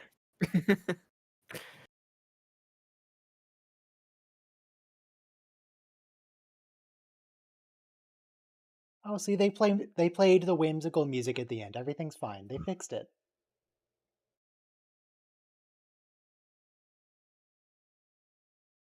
And all the Yeah, people were happy. And The only Nazis thing would you think never is, again in Star Trek show up. They would never I'm glad arise that's again. over. Terra firma. So, the last episode today is By Any Other Name. Mark Twain, what is up with the episode By Any Other Name? What's it about? I don't actually remember. It comes from Shakespeare. A rose is beautiful by any other name. Okay, but that doesn't actually help. No. What's the But that's why episode we need about? Mark Twain. That's why we need Mark Twain. By any other name, my friend unfurls a tale where advanced beings hijack the Enterprise to journey beyond the bounds of their galactic confines. A cosmic odyssey of transformation and the eternal human spirit, akin to the fantastical narrative spun in my own literary excursions. It's the one where they get turned into cubes. Or octahedrons, or whatever they are. Like the twists and turns of the mighty Mississippi. Press play in 5, 4, 3, 2, 1, play. So yeah, I think this is just a copy of the first episode, which was called something, Return to Tomorrow. I think they're the same episode, right? Also, this is clearly Beta Z, but whatever.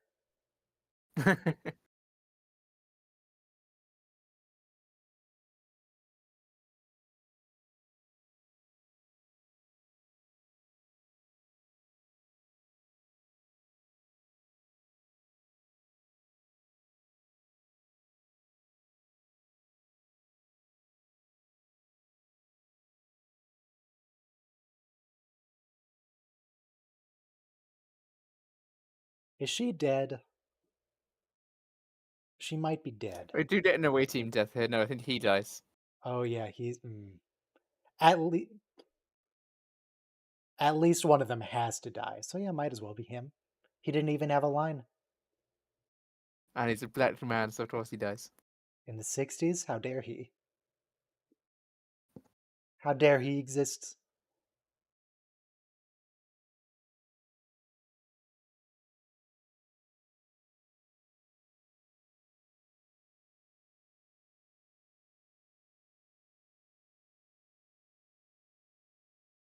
Kirk, gun.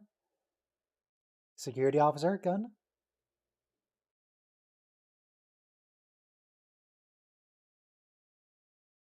They have magic time freeze belts? Okay. You can I mean, I see remember the belts were Church knows to weapons. move it. Oh, yeah. That's an important detail. So, this species are Kelvins. The Kelvin timeline is canon. It's this episode.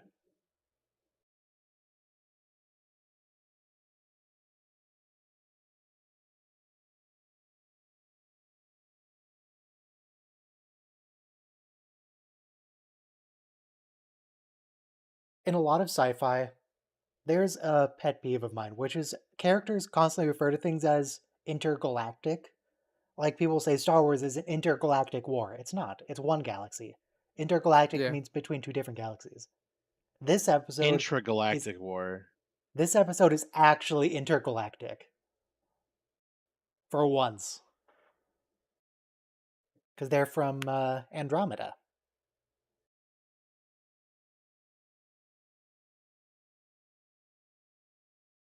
And Andromeda's pretty cool. There's not enough of them to actually have a generational ship, though.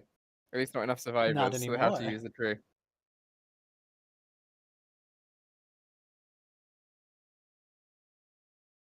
Maybe they live forever. Maybe they're immortal.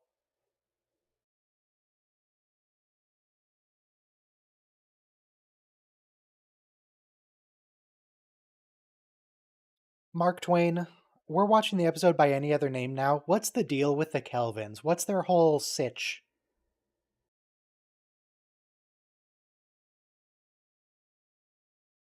He'll probably understand that verbiage.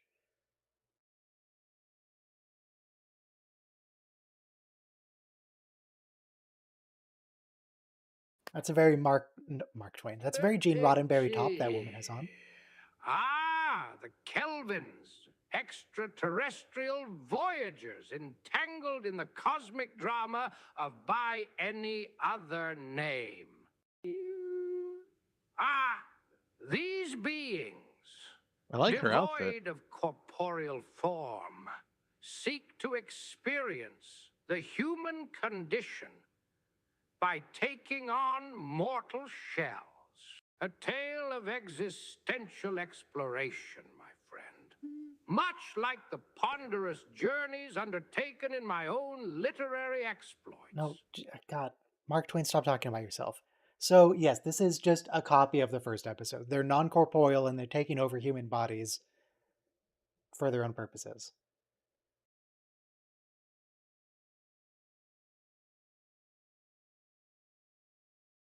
Yeah, that's why he said conquer. Remember the conquer part of that sentence? Mr. Twain, could you please say the word starship?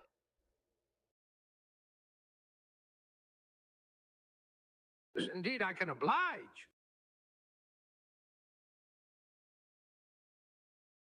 Please?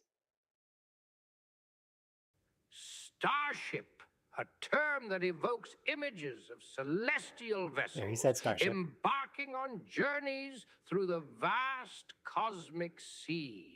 Okay, so there's Much more than like two a of them. Surprised They they can didn't have ask a what whole type ship. of navigating the celestial registry that currents. was. It carries the dreams and destinies of those who dare to traverse the starry expanse. I like how everybody else in the scene pops as soon as this guy comes into frame. As soon as any of the aliens show up, everybody else moves a little bit. Oh, she blinked. She blinked.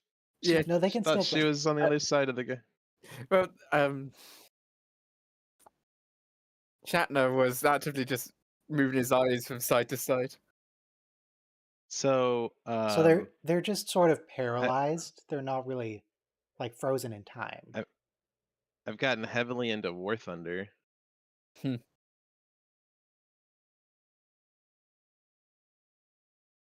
Thousands of years. I can't help but notice these two red shirts are still alive. Oh, one will die soon.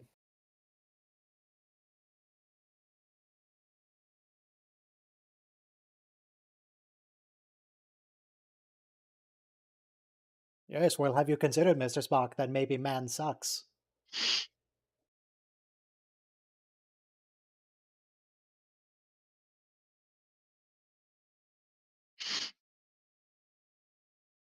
Could you stop with the cocaine? So, in other words, they're never babies. They have a lineage which hands power down.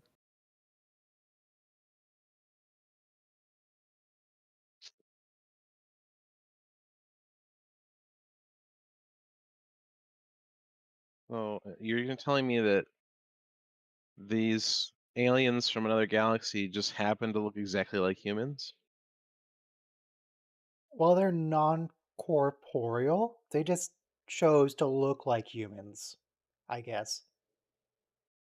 Mark Twain said they're non-corporeal.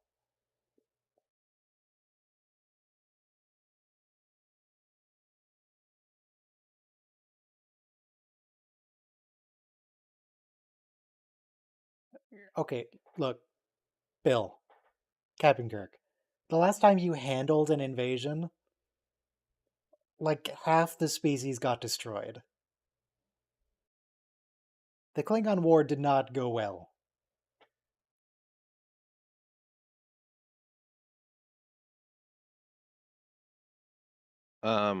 What nation do you play in War Thunder, Soma?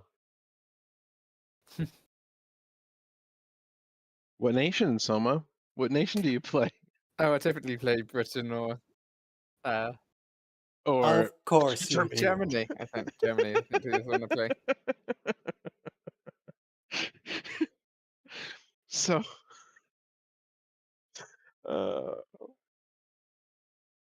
interesting. Interesting.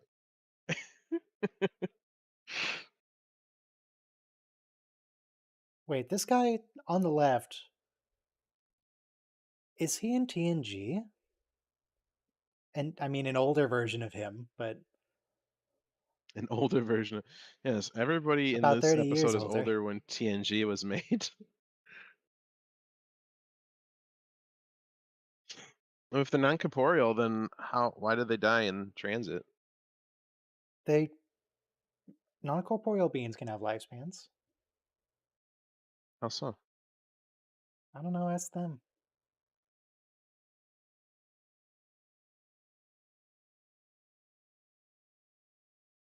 So they're Does like need something to exist within. cats. They like enclosed spaces.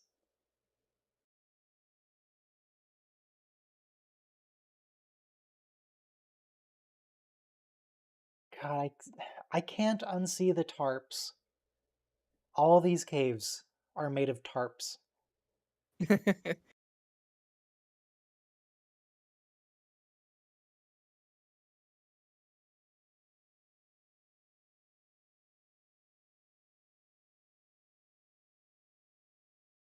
In Star Trek, Kirk, like 100%. Come on. We've seen so many humans. Oh my god, this guy has lines. Wow, good for him. Gets extra money.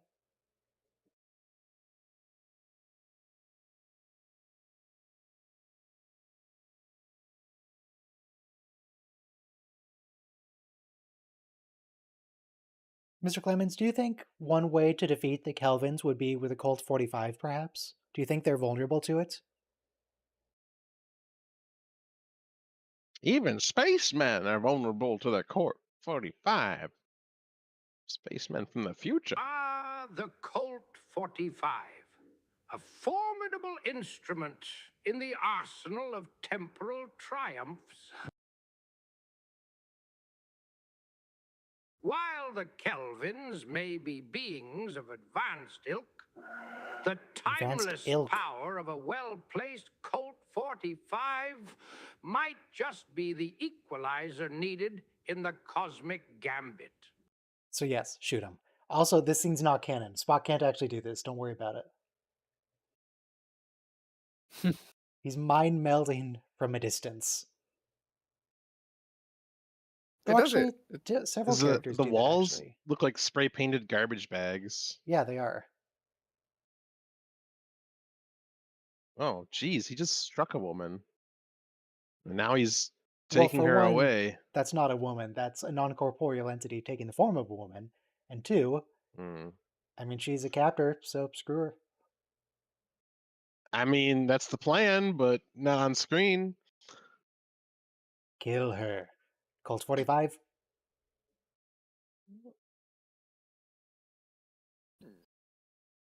Oh, now does he die? Somebody's got to die in What this scene. what BR do you play, Soma? I haven't played in a while. I've gone up to like 6-ish, I think, in tanks anyway. Okay, we could play together. What?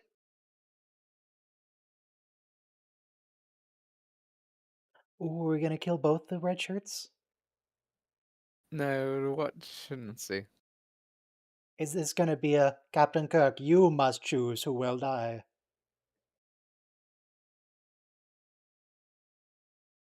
Wouldn't Just that be watch. nice?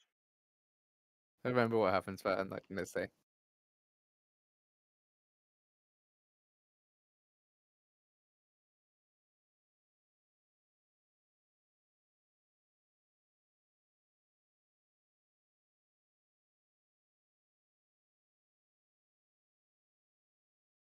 Kirk, just karate chop him. You're right next to him. You could do it in time. Come on.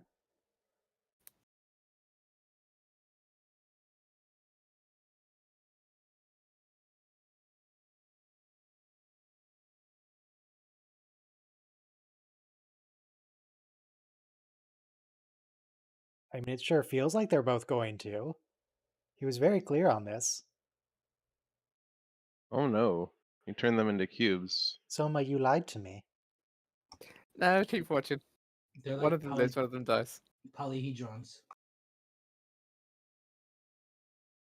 Now, Captain Picurk, you shall watch as I literally juggle your crew's lives in my hands.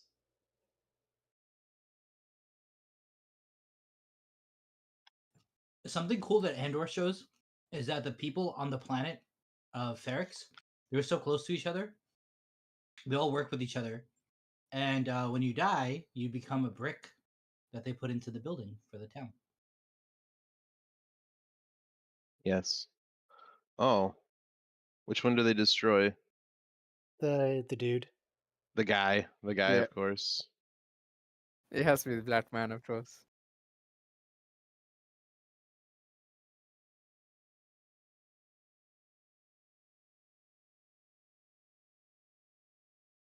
Security officer, I choose you.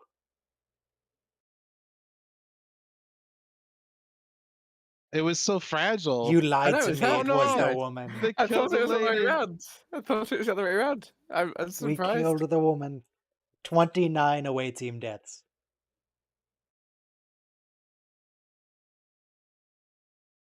Perhaps they thought it would have more impact on the audience to see a white woman die instead of a black man. I mean, they did really imply it was gonna be the dude because they like kept doing close-ups of him and he was standing away from the rest of the crew. He's like off on the corner. Wow, real metal bars in this prison. Yeoman Thompson.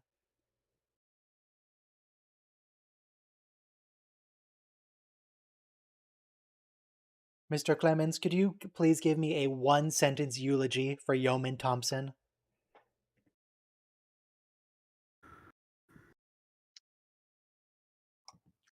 Oh God, he mentioned hardly knew Riverboat you. again. God, Mr. Clemens. So is the AI voice that thing that you pay for, or is this another one? In the The voice is what I pay celestial for. tapestry of Star Trek, Yeoman Thompson, a fleeting star, left an indelible mark, much like the ripples a riverboat leaves on the quiet waters of the Mississippi. No, those aren't indelible. They fade They're away very really delible. quickly. Yeah. They're as delible gets. Maybe they're indelible in the same way that paper is inflammable.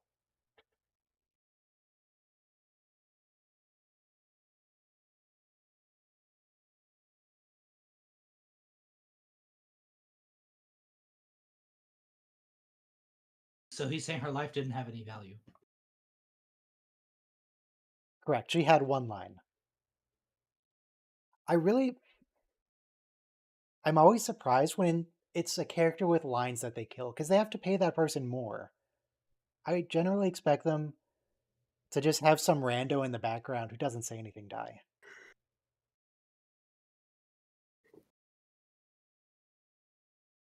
Oh my god.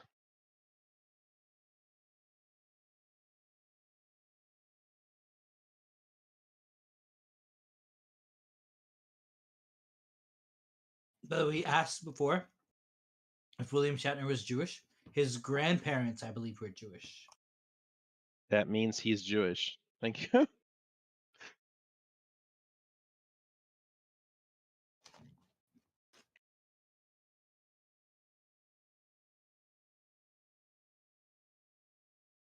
What if we start like beating Mr. Spock with a rock?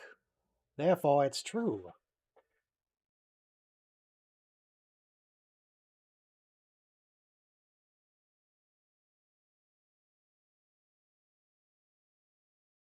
So their great plan is for Spock to have a power nap.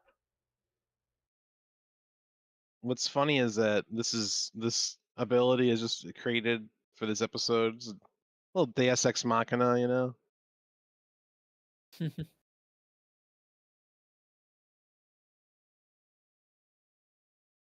Spock usually has a solution, much like Data later.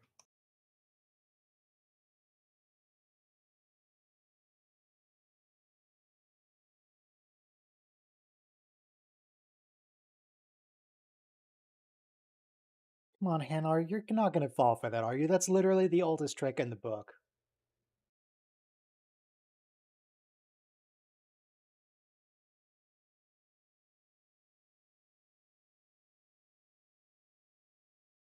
Hanar, you're just the worst.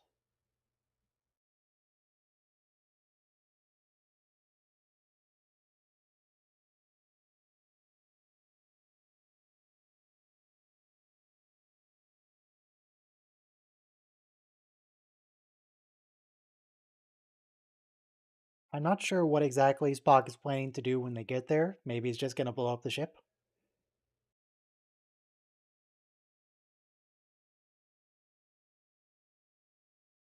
So clean, but that wouldn't do anything. Oh. What registry Oh. would that be?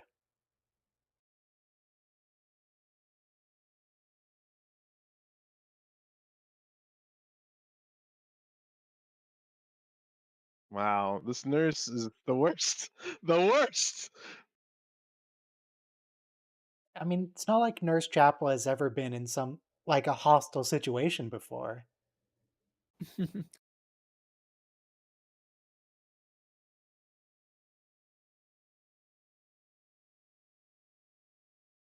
Ah, yes, Rigelian Cassava fever, of course, of course.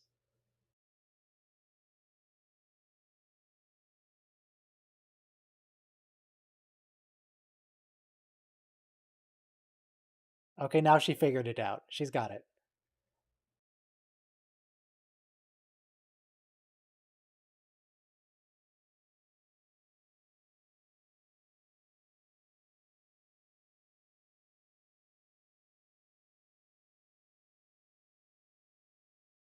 Well, to be fair, he only kills them when they're not really people anymore.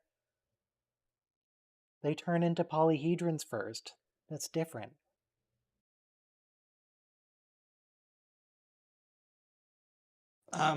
It really is If a interesting when you look at the. polyhedron is the essence of a person's being, what polyhedron would represent you? How many sides do Mm. you have? A tesseract. Non-existent is what you're saying? You're not a real person? I'm multidimensional. So is that a cube? You mean you're more than 3 dimensions? Yes, I'll have you know I exist in 4 dimensions. Yeah. I am a Mobius strip, never ending. I have Utterly existed from worthless. before time itself, and will continue to exist after everything you know has faded to dust. Mr. Twain, what's The your Octagon. favorite polyhedron?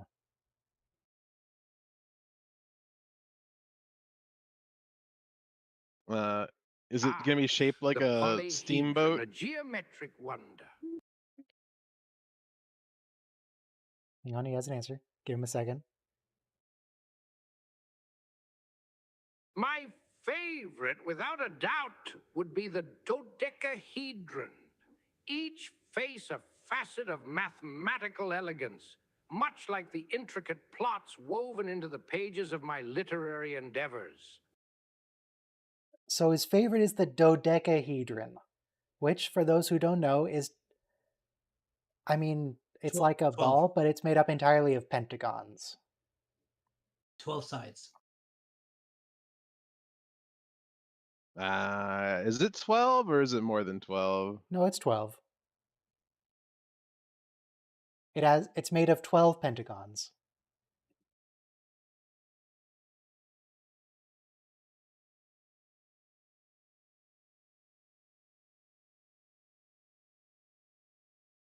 Which polygon are you, Soma? We really need like a Trying to BuzzFeed look for- quiz to answer this. Hmm.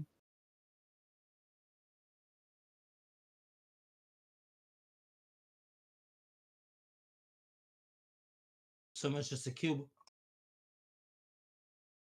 Maybe.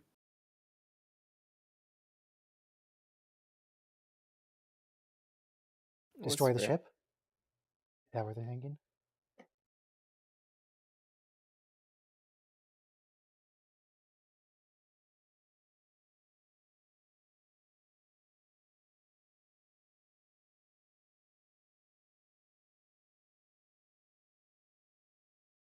So geometry and specifically trigonometry really is amazing. because you can figure out so much. Construction, fences, perimeters, whatever. But I was recently learning about this problem. It's from ancient Greece, but can you square a circle? Like how many squares? How many circles can fill? How many squares can fit inside a circle of the same area? How do you get that? So I recently learned the answer is you have to cut up that circle into 1 to the 300th, 1 times 10 to the 300th power to get all the pieces of that circle, because pi being what it is. No, the whole point of squaring the circle is that you can't. It's a Right. mathematical impossibility. But, okay, the squaring the circle, it's specifically defined as creating a square with the same area as a given circle using only a straight edge and a compass, I think it was, and you can't. Right.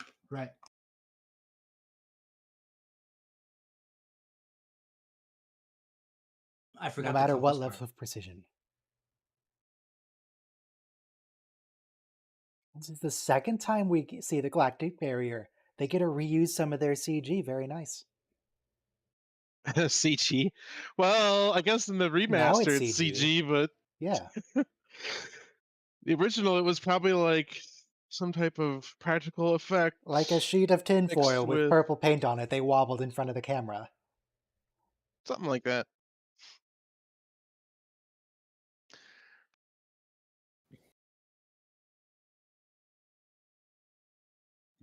They also had analog special effect machines. Yes, Kirk, destroy the ship. Do it. Now, see, Spock, that's confusing because you use the word negative to mean no energy, no matter. But you really mean like anti-energy.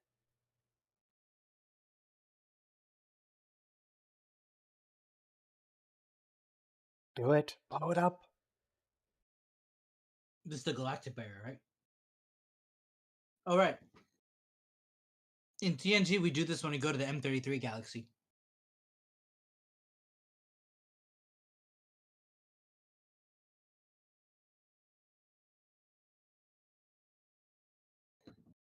So I just Captain learned Kirk's a why. coward. He should have destroyed the ship. Janeway would have.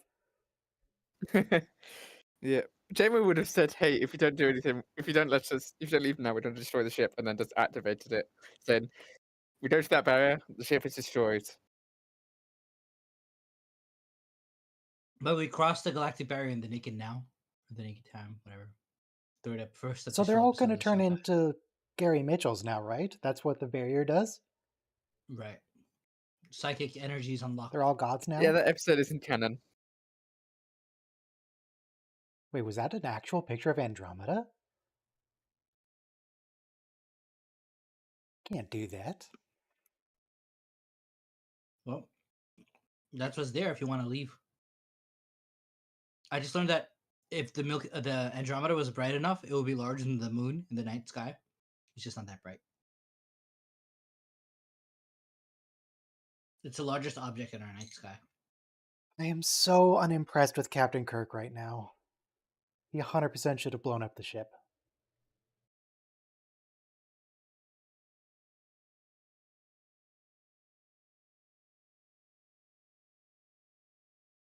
What does God Mark need Twain, with the Star Trek? would you agree that Captain Kirk should have just blown up the ship like he originally planned?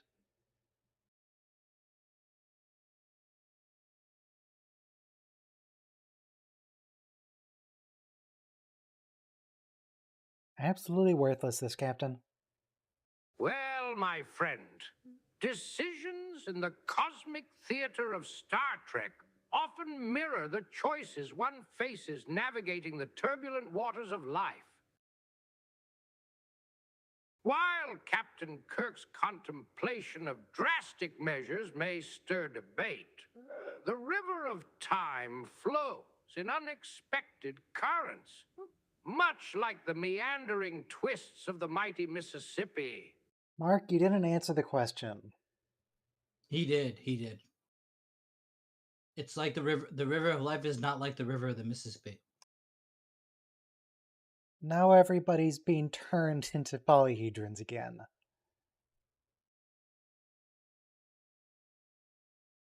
Which polyhedron are you, Ryan? You never said. Let me pull He's up a a dodec. list. I need some examples. He's a dodecahedron.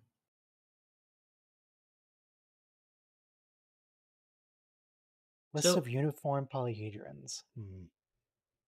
I just learned though why the M33 galaxy is called the M33 galaxy.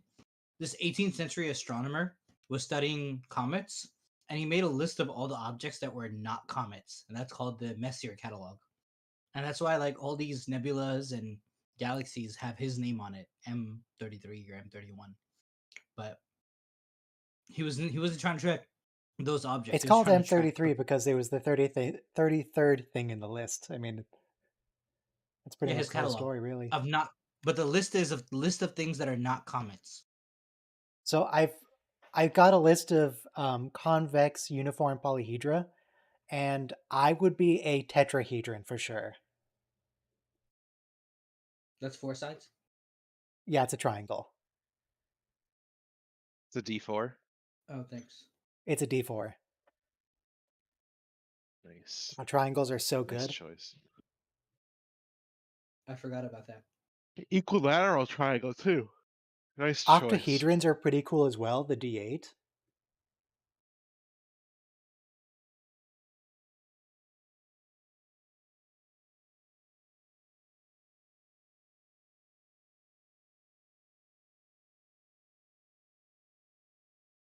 I always hated that they confused you in math class with parallelograms.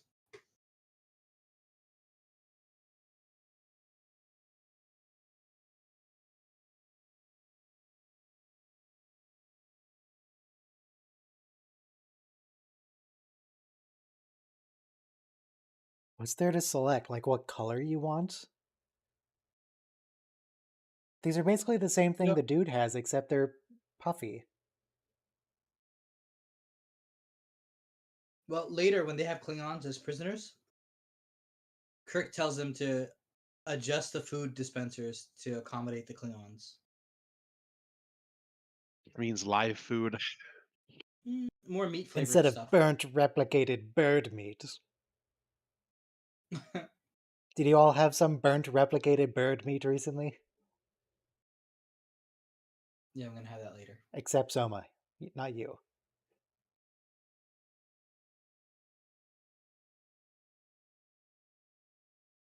It turns out the So, real way to stop the Kelvins is you just don't renew the contract. would you ever travel outside our galaxy, Ryan? What? What are you Like talking cross about? the galactic barrier? Would you ever take that chance? The If you worst had thing it. that ever happened to somebody crossing the barrier is they turned into a god. Mm-hmm.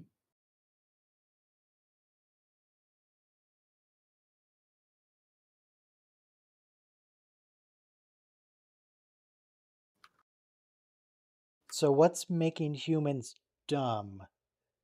Is we have too many senses? Or we have too many distractions? Oh, Spock is saying that the reason humans are dumb is because of TikTok. TikTok. TikTok is making humans Yeah. dumb. It's true. Therefore, if we give him like a pineapple, they're going to turn really stupid, and we can overcome them.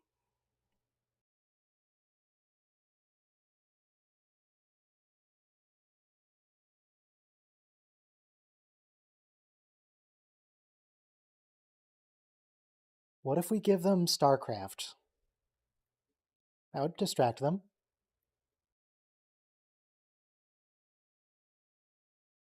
Scotty? Yes, he drinks immensely Punch him in the favourite shots. face. Punch him in the face. Nah, he needs something green.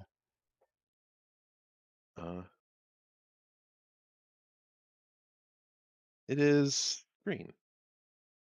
I love how they reuse that in Next Generation.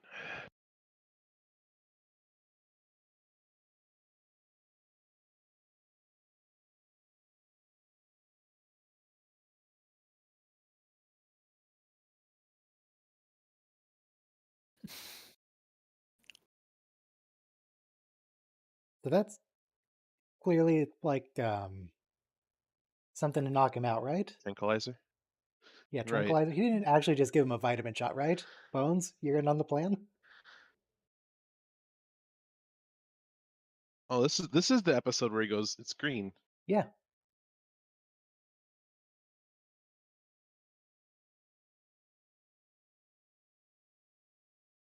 No, God, I know where this scene is going. Don't try to Oh wait, overwhelm her he's senses.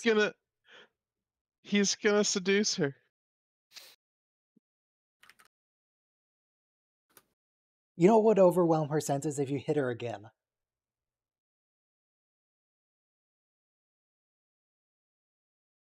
Hitting beautiful women. I knew it. Why not? She's not even a real woman, Kirk. Like She's an like alien life what? form that's Like what? non-corporeal. Allow me to demonstrate. Perfect. Like playing the Halo 2 co-op campaign.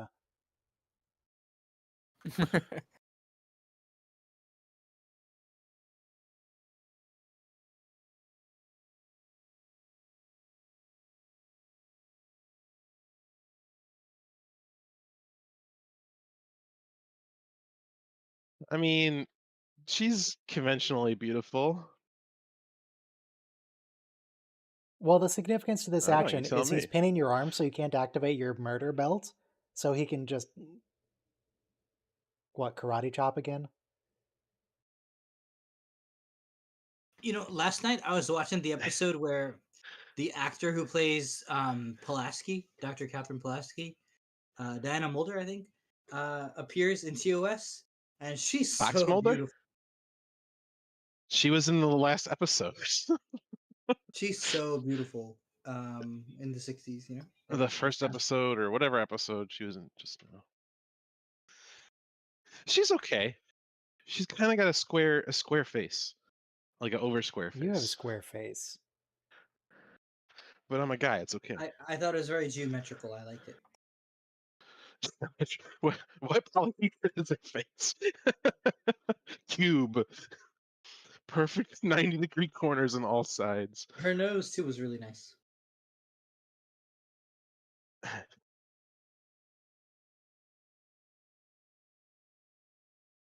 But I didn't realize she was like the star of that episode. I thought she was just like a background character.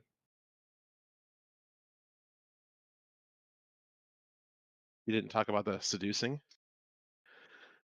Like, I'll see you later.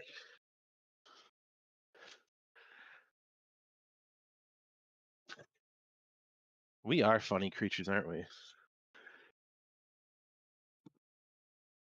What is going on with Scotty's quarters?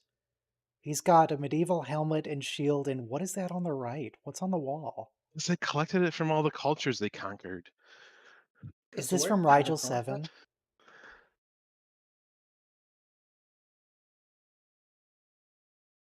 I like those 3D chess pieces.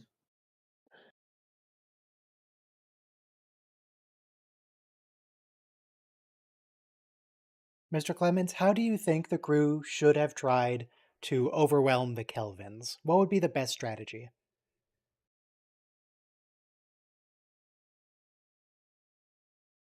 No, he mentioned the Mississippi again. God,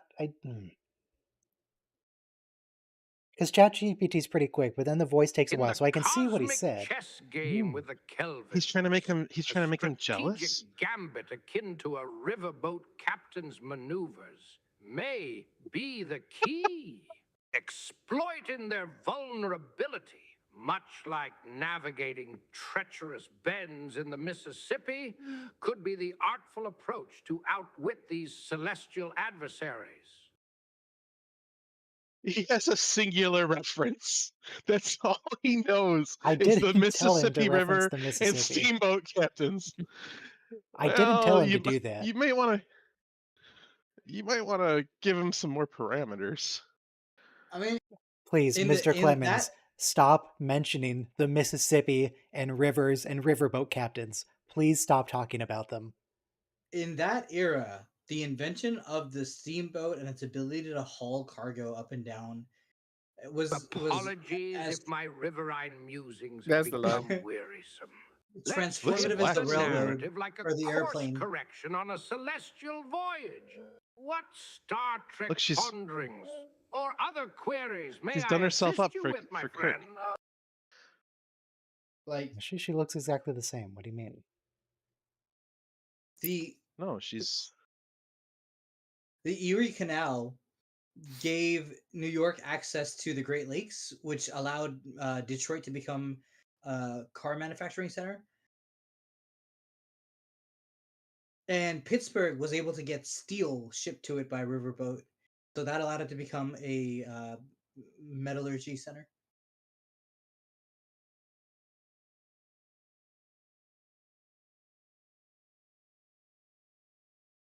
Okay, Mr. Clemens, keep it in mind that you are no longer allowed to reference the Mississippi and rivers.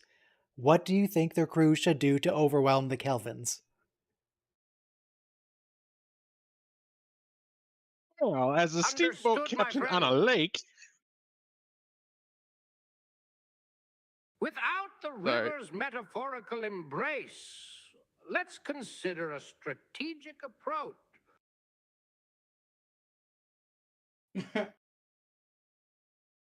He has one more thing to say. In not Just mentioning the rivers, he still mentions the rivers. Perhaps through diplomatic cunning or exploiting their reliance on certain technologies, could be a tactful gambit in this cosmic chess match. Oh, now it's a chess match. Well, at least it's something different. You don't know what life is until you've been on a riverboat in the Mississippi. I was saving you for what? So he's just used up all of his alcohol on this. That's a very, very old $40 touch.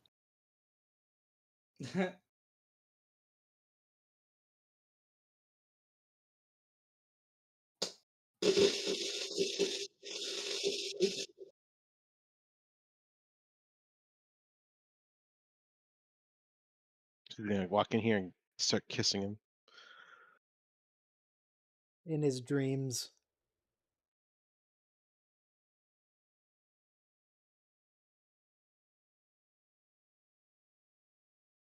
Bones, you know she's evil, right? Quit getting smitten with your captors. How old is this actress in this scene? So like I 20? mean, yeah, I'd guess like 22, 23. I bet you she's 19 or 20. And I mean, Look it Bones up. still confuses me because he looks like he's like 50, but he's not actually. I don't remember how He's old like he the is. youngest one out of all of them. Yeah. What's the name of this episode? I don't know.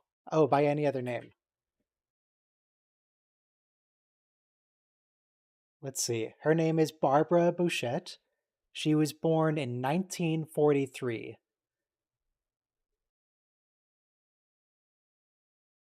Now let me see when this was filmed. 1968. She's 23 or 24 or 25. She's 24 or 25 depending on how far in advance this was filmed.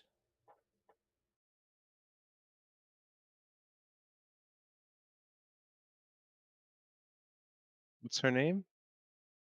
Barbara Drea? Bouchette. Boucher. Oh, she's Kalinda? Yeah. Boucher.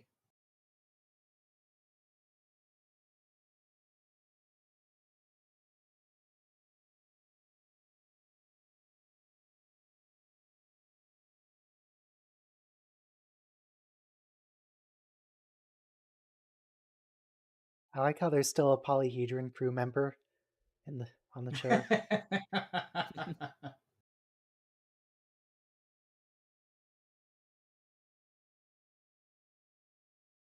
Well, the internal sensors could tell you that.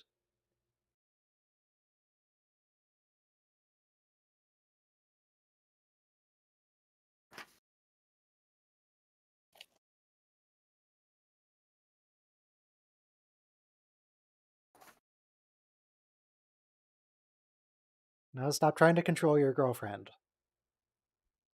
Where is she? What is the relationship between these two people? Isn't he just her And a boss? Neelix was born. Yeah. Who's gonna pass Uh, out first here? it's just barely him rather than Stott. Stotty. I think Stotty also passes out afterwards, though. Is that how being Is drunk that how you works? pass out?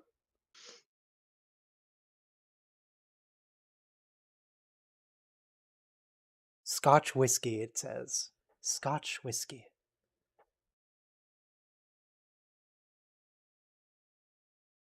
Oh, he has a kilt too. Yep.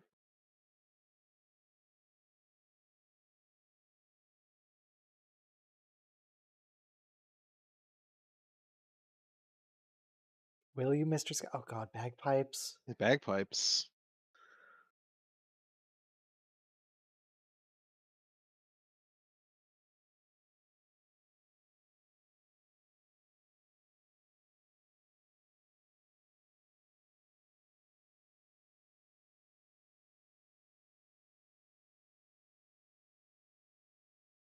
He's teaching me about kissing.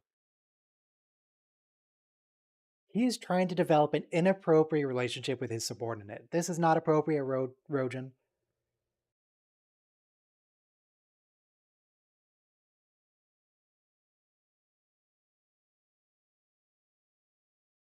Slap fight.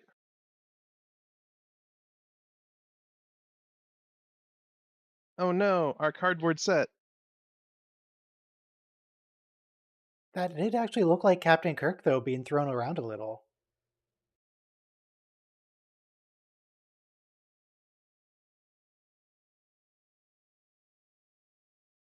I think They that's actually actually broke that. Shatner.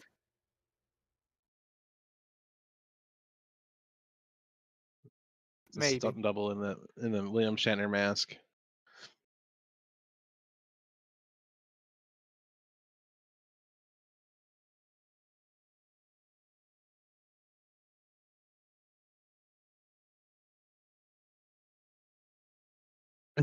Okay, get back in there. What are you waiting for, Kurt? Get on with it.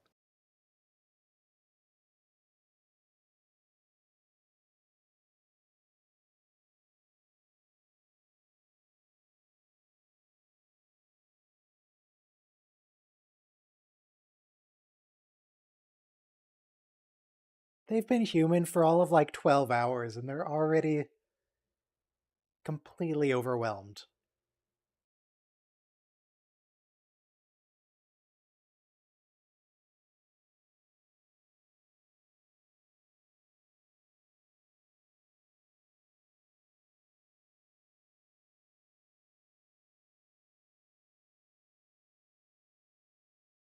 Even though you murdered that one person in cold blood.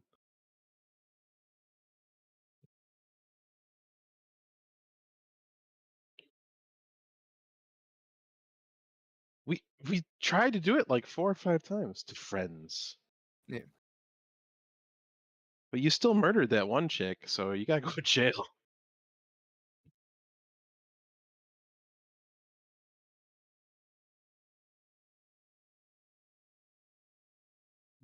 But that murder, Come on, it was one murder. Who here hasn't killed at least one person?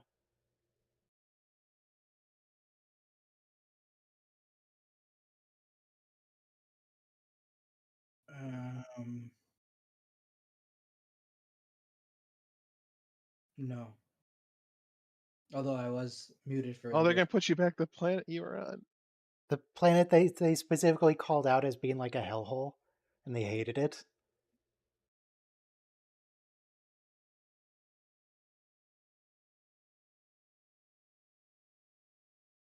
And how do humans apologize, as Bill Shatner has taught them?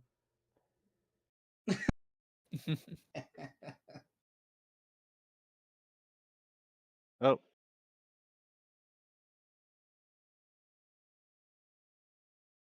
That's a good outfit, other than They like folded the cloth and sewed it like that. So now But that they're very distracted, we shoot them, right? space age.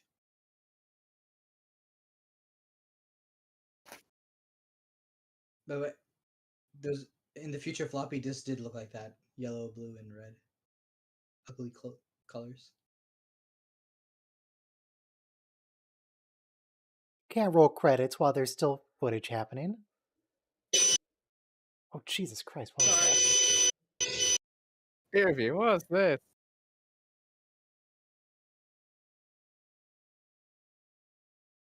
I think your review's watching from the dentist. It was just a drill. Okay, so that was Star Trek. It was something. It was interesting. I feel like there were probably better solutions to their problems than what they actually did. For example, a Colt 45 might have been good. Next week's episodes, though, are very interesting. We get the Omega Glory, which is it's the episode where Canadian Bill Shatner recites the American Constitution, or is it the Declaration of Independence? Like it's a holy document? Yeah. The Ultimate Computer, which I don't remember and who cares. And then Bread and Circuses, which is the Rome planet. The computer one is where the computer goes and destroys 2 other ships. They take some. Oh, yeah. Give it Enterprise. Dr. Is it Daystrom who's doing it? Yeah. He built the computers? Yeah. Uncool, Daystrom. Why'd you do that?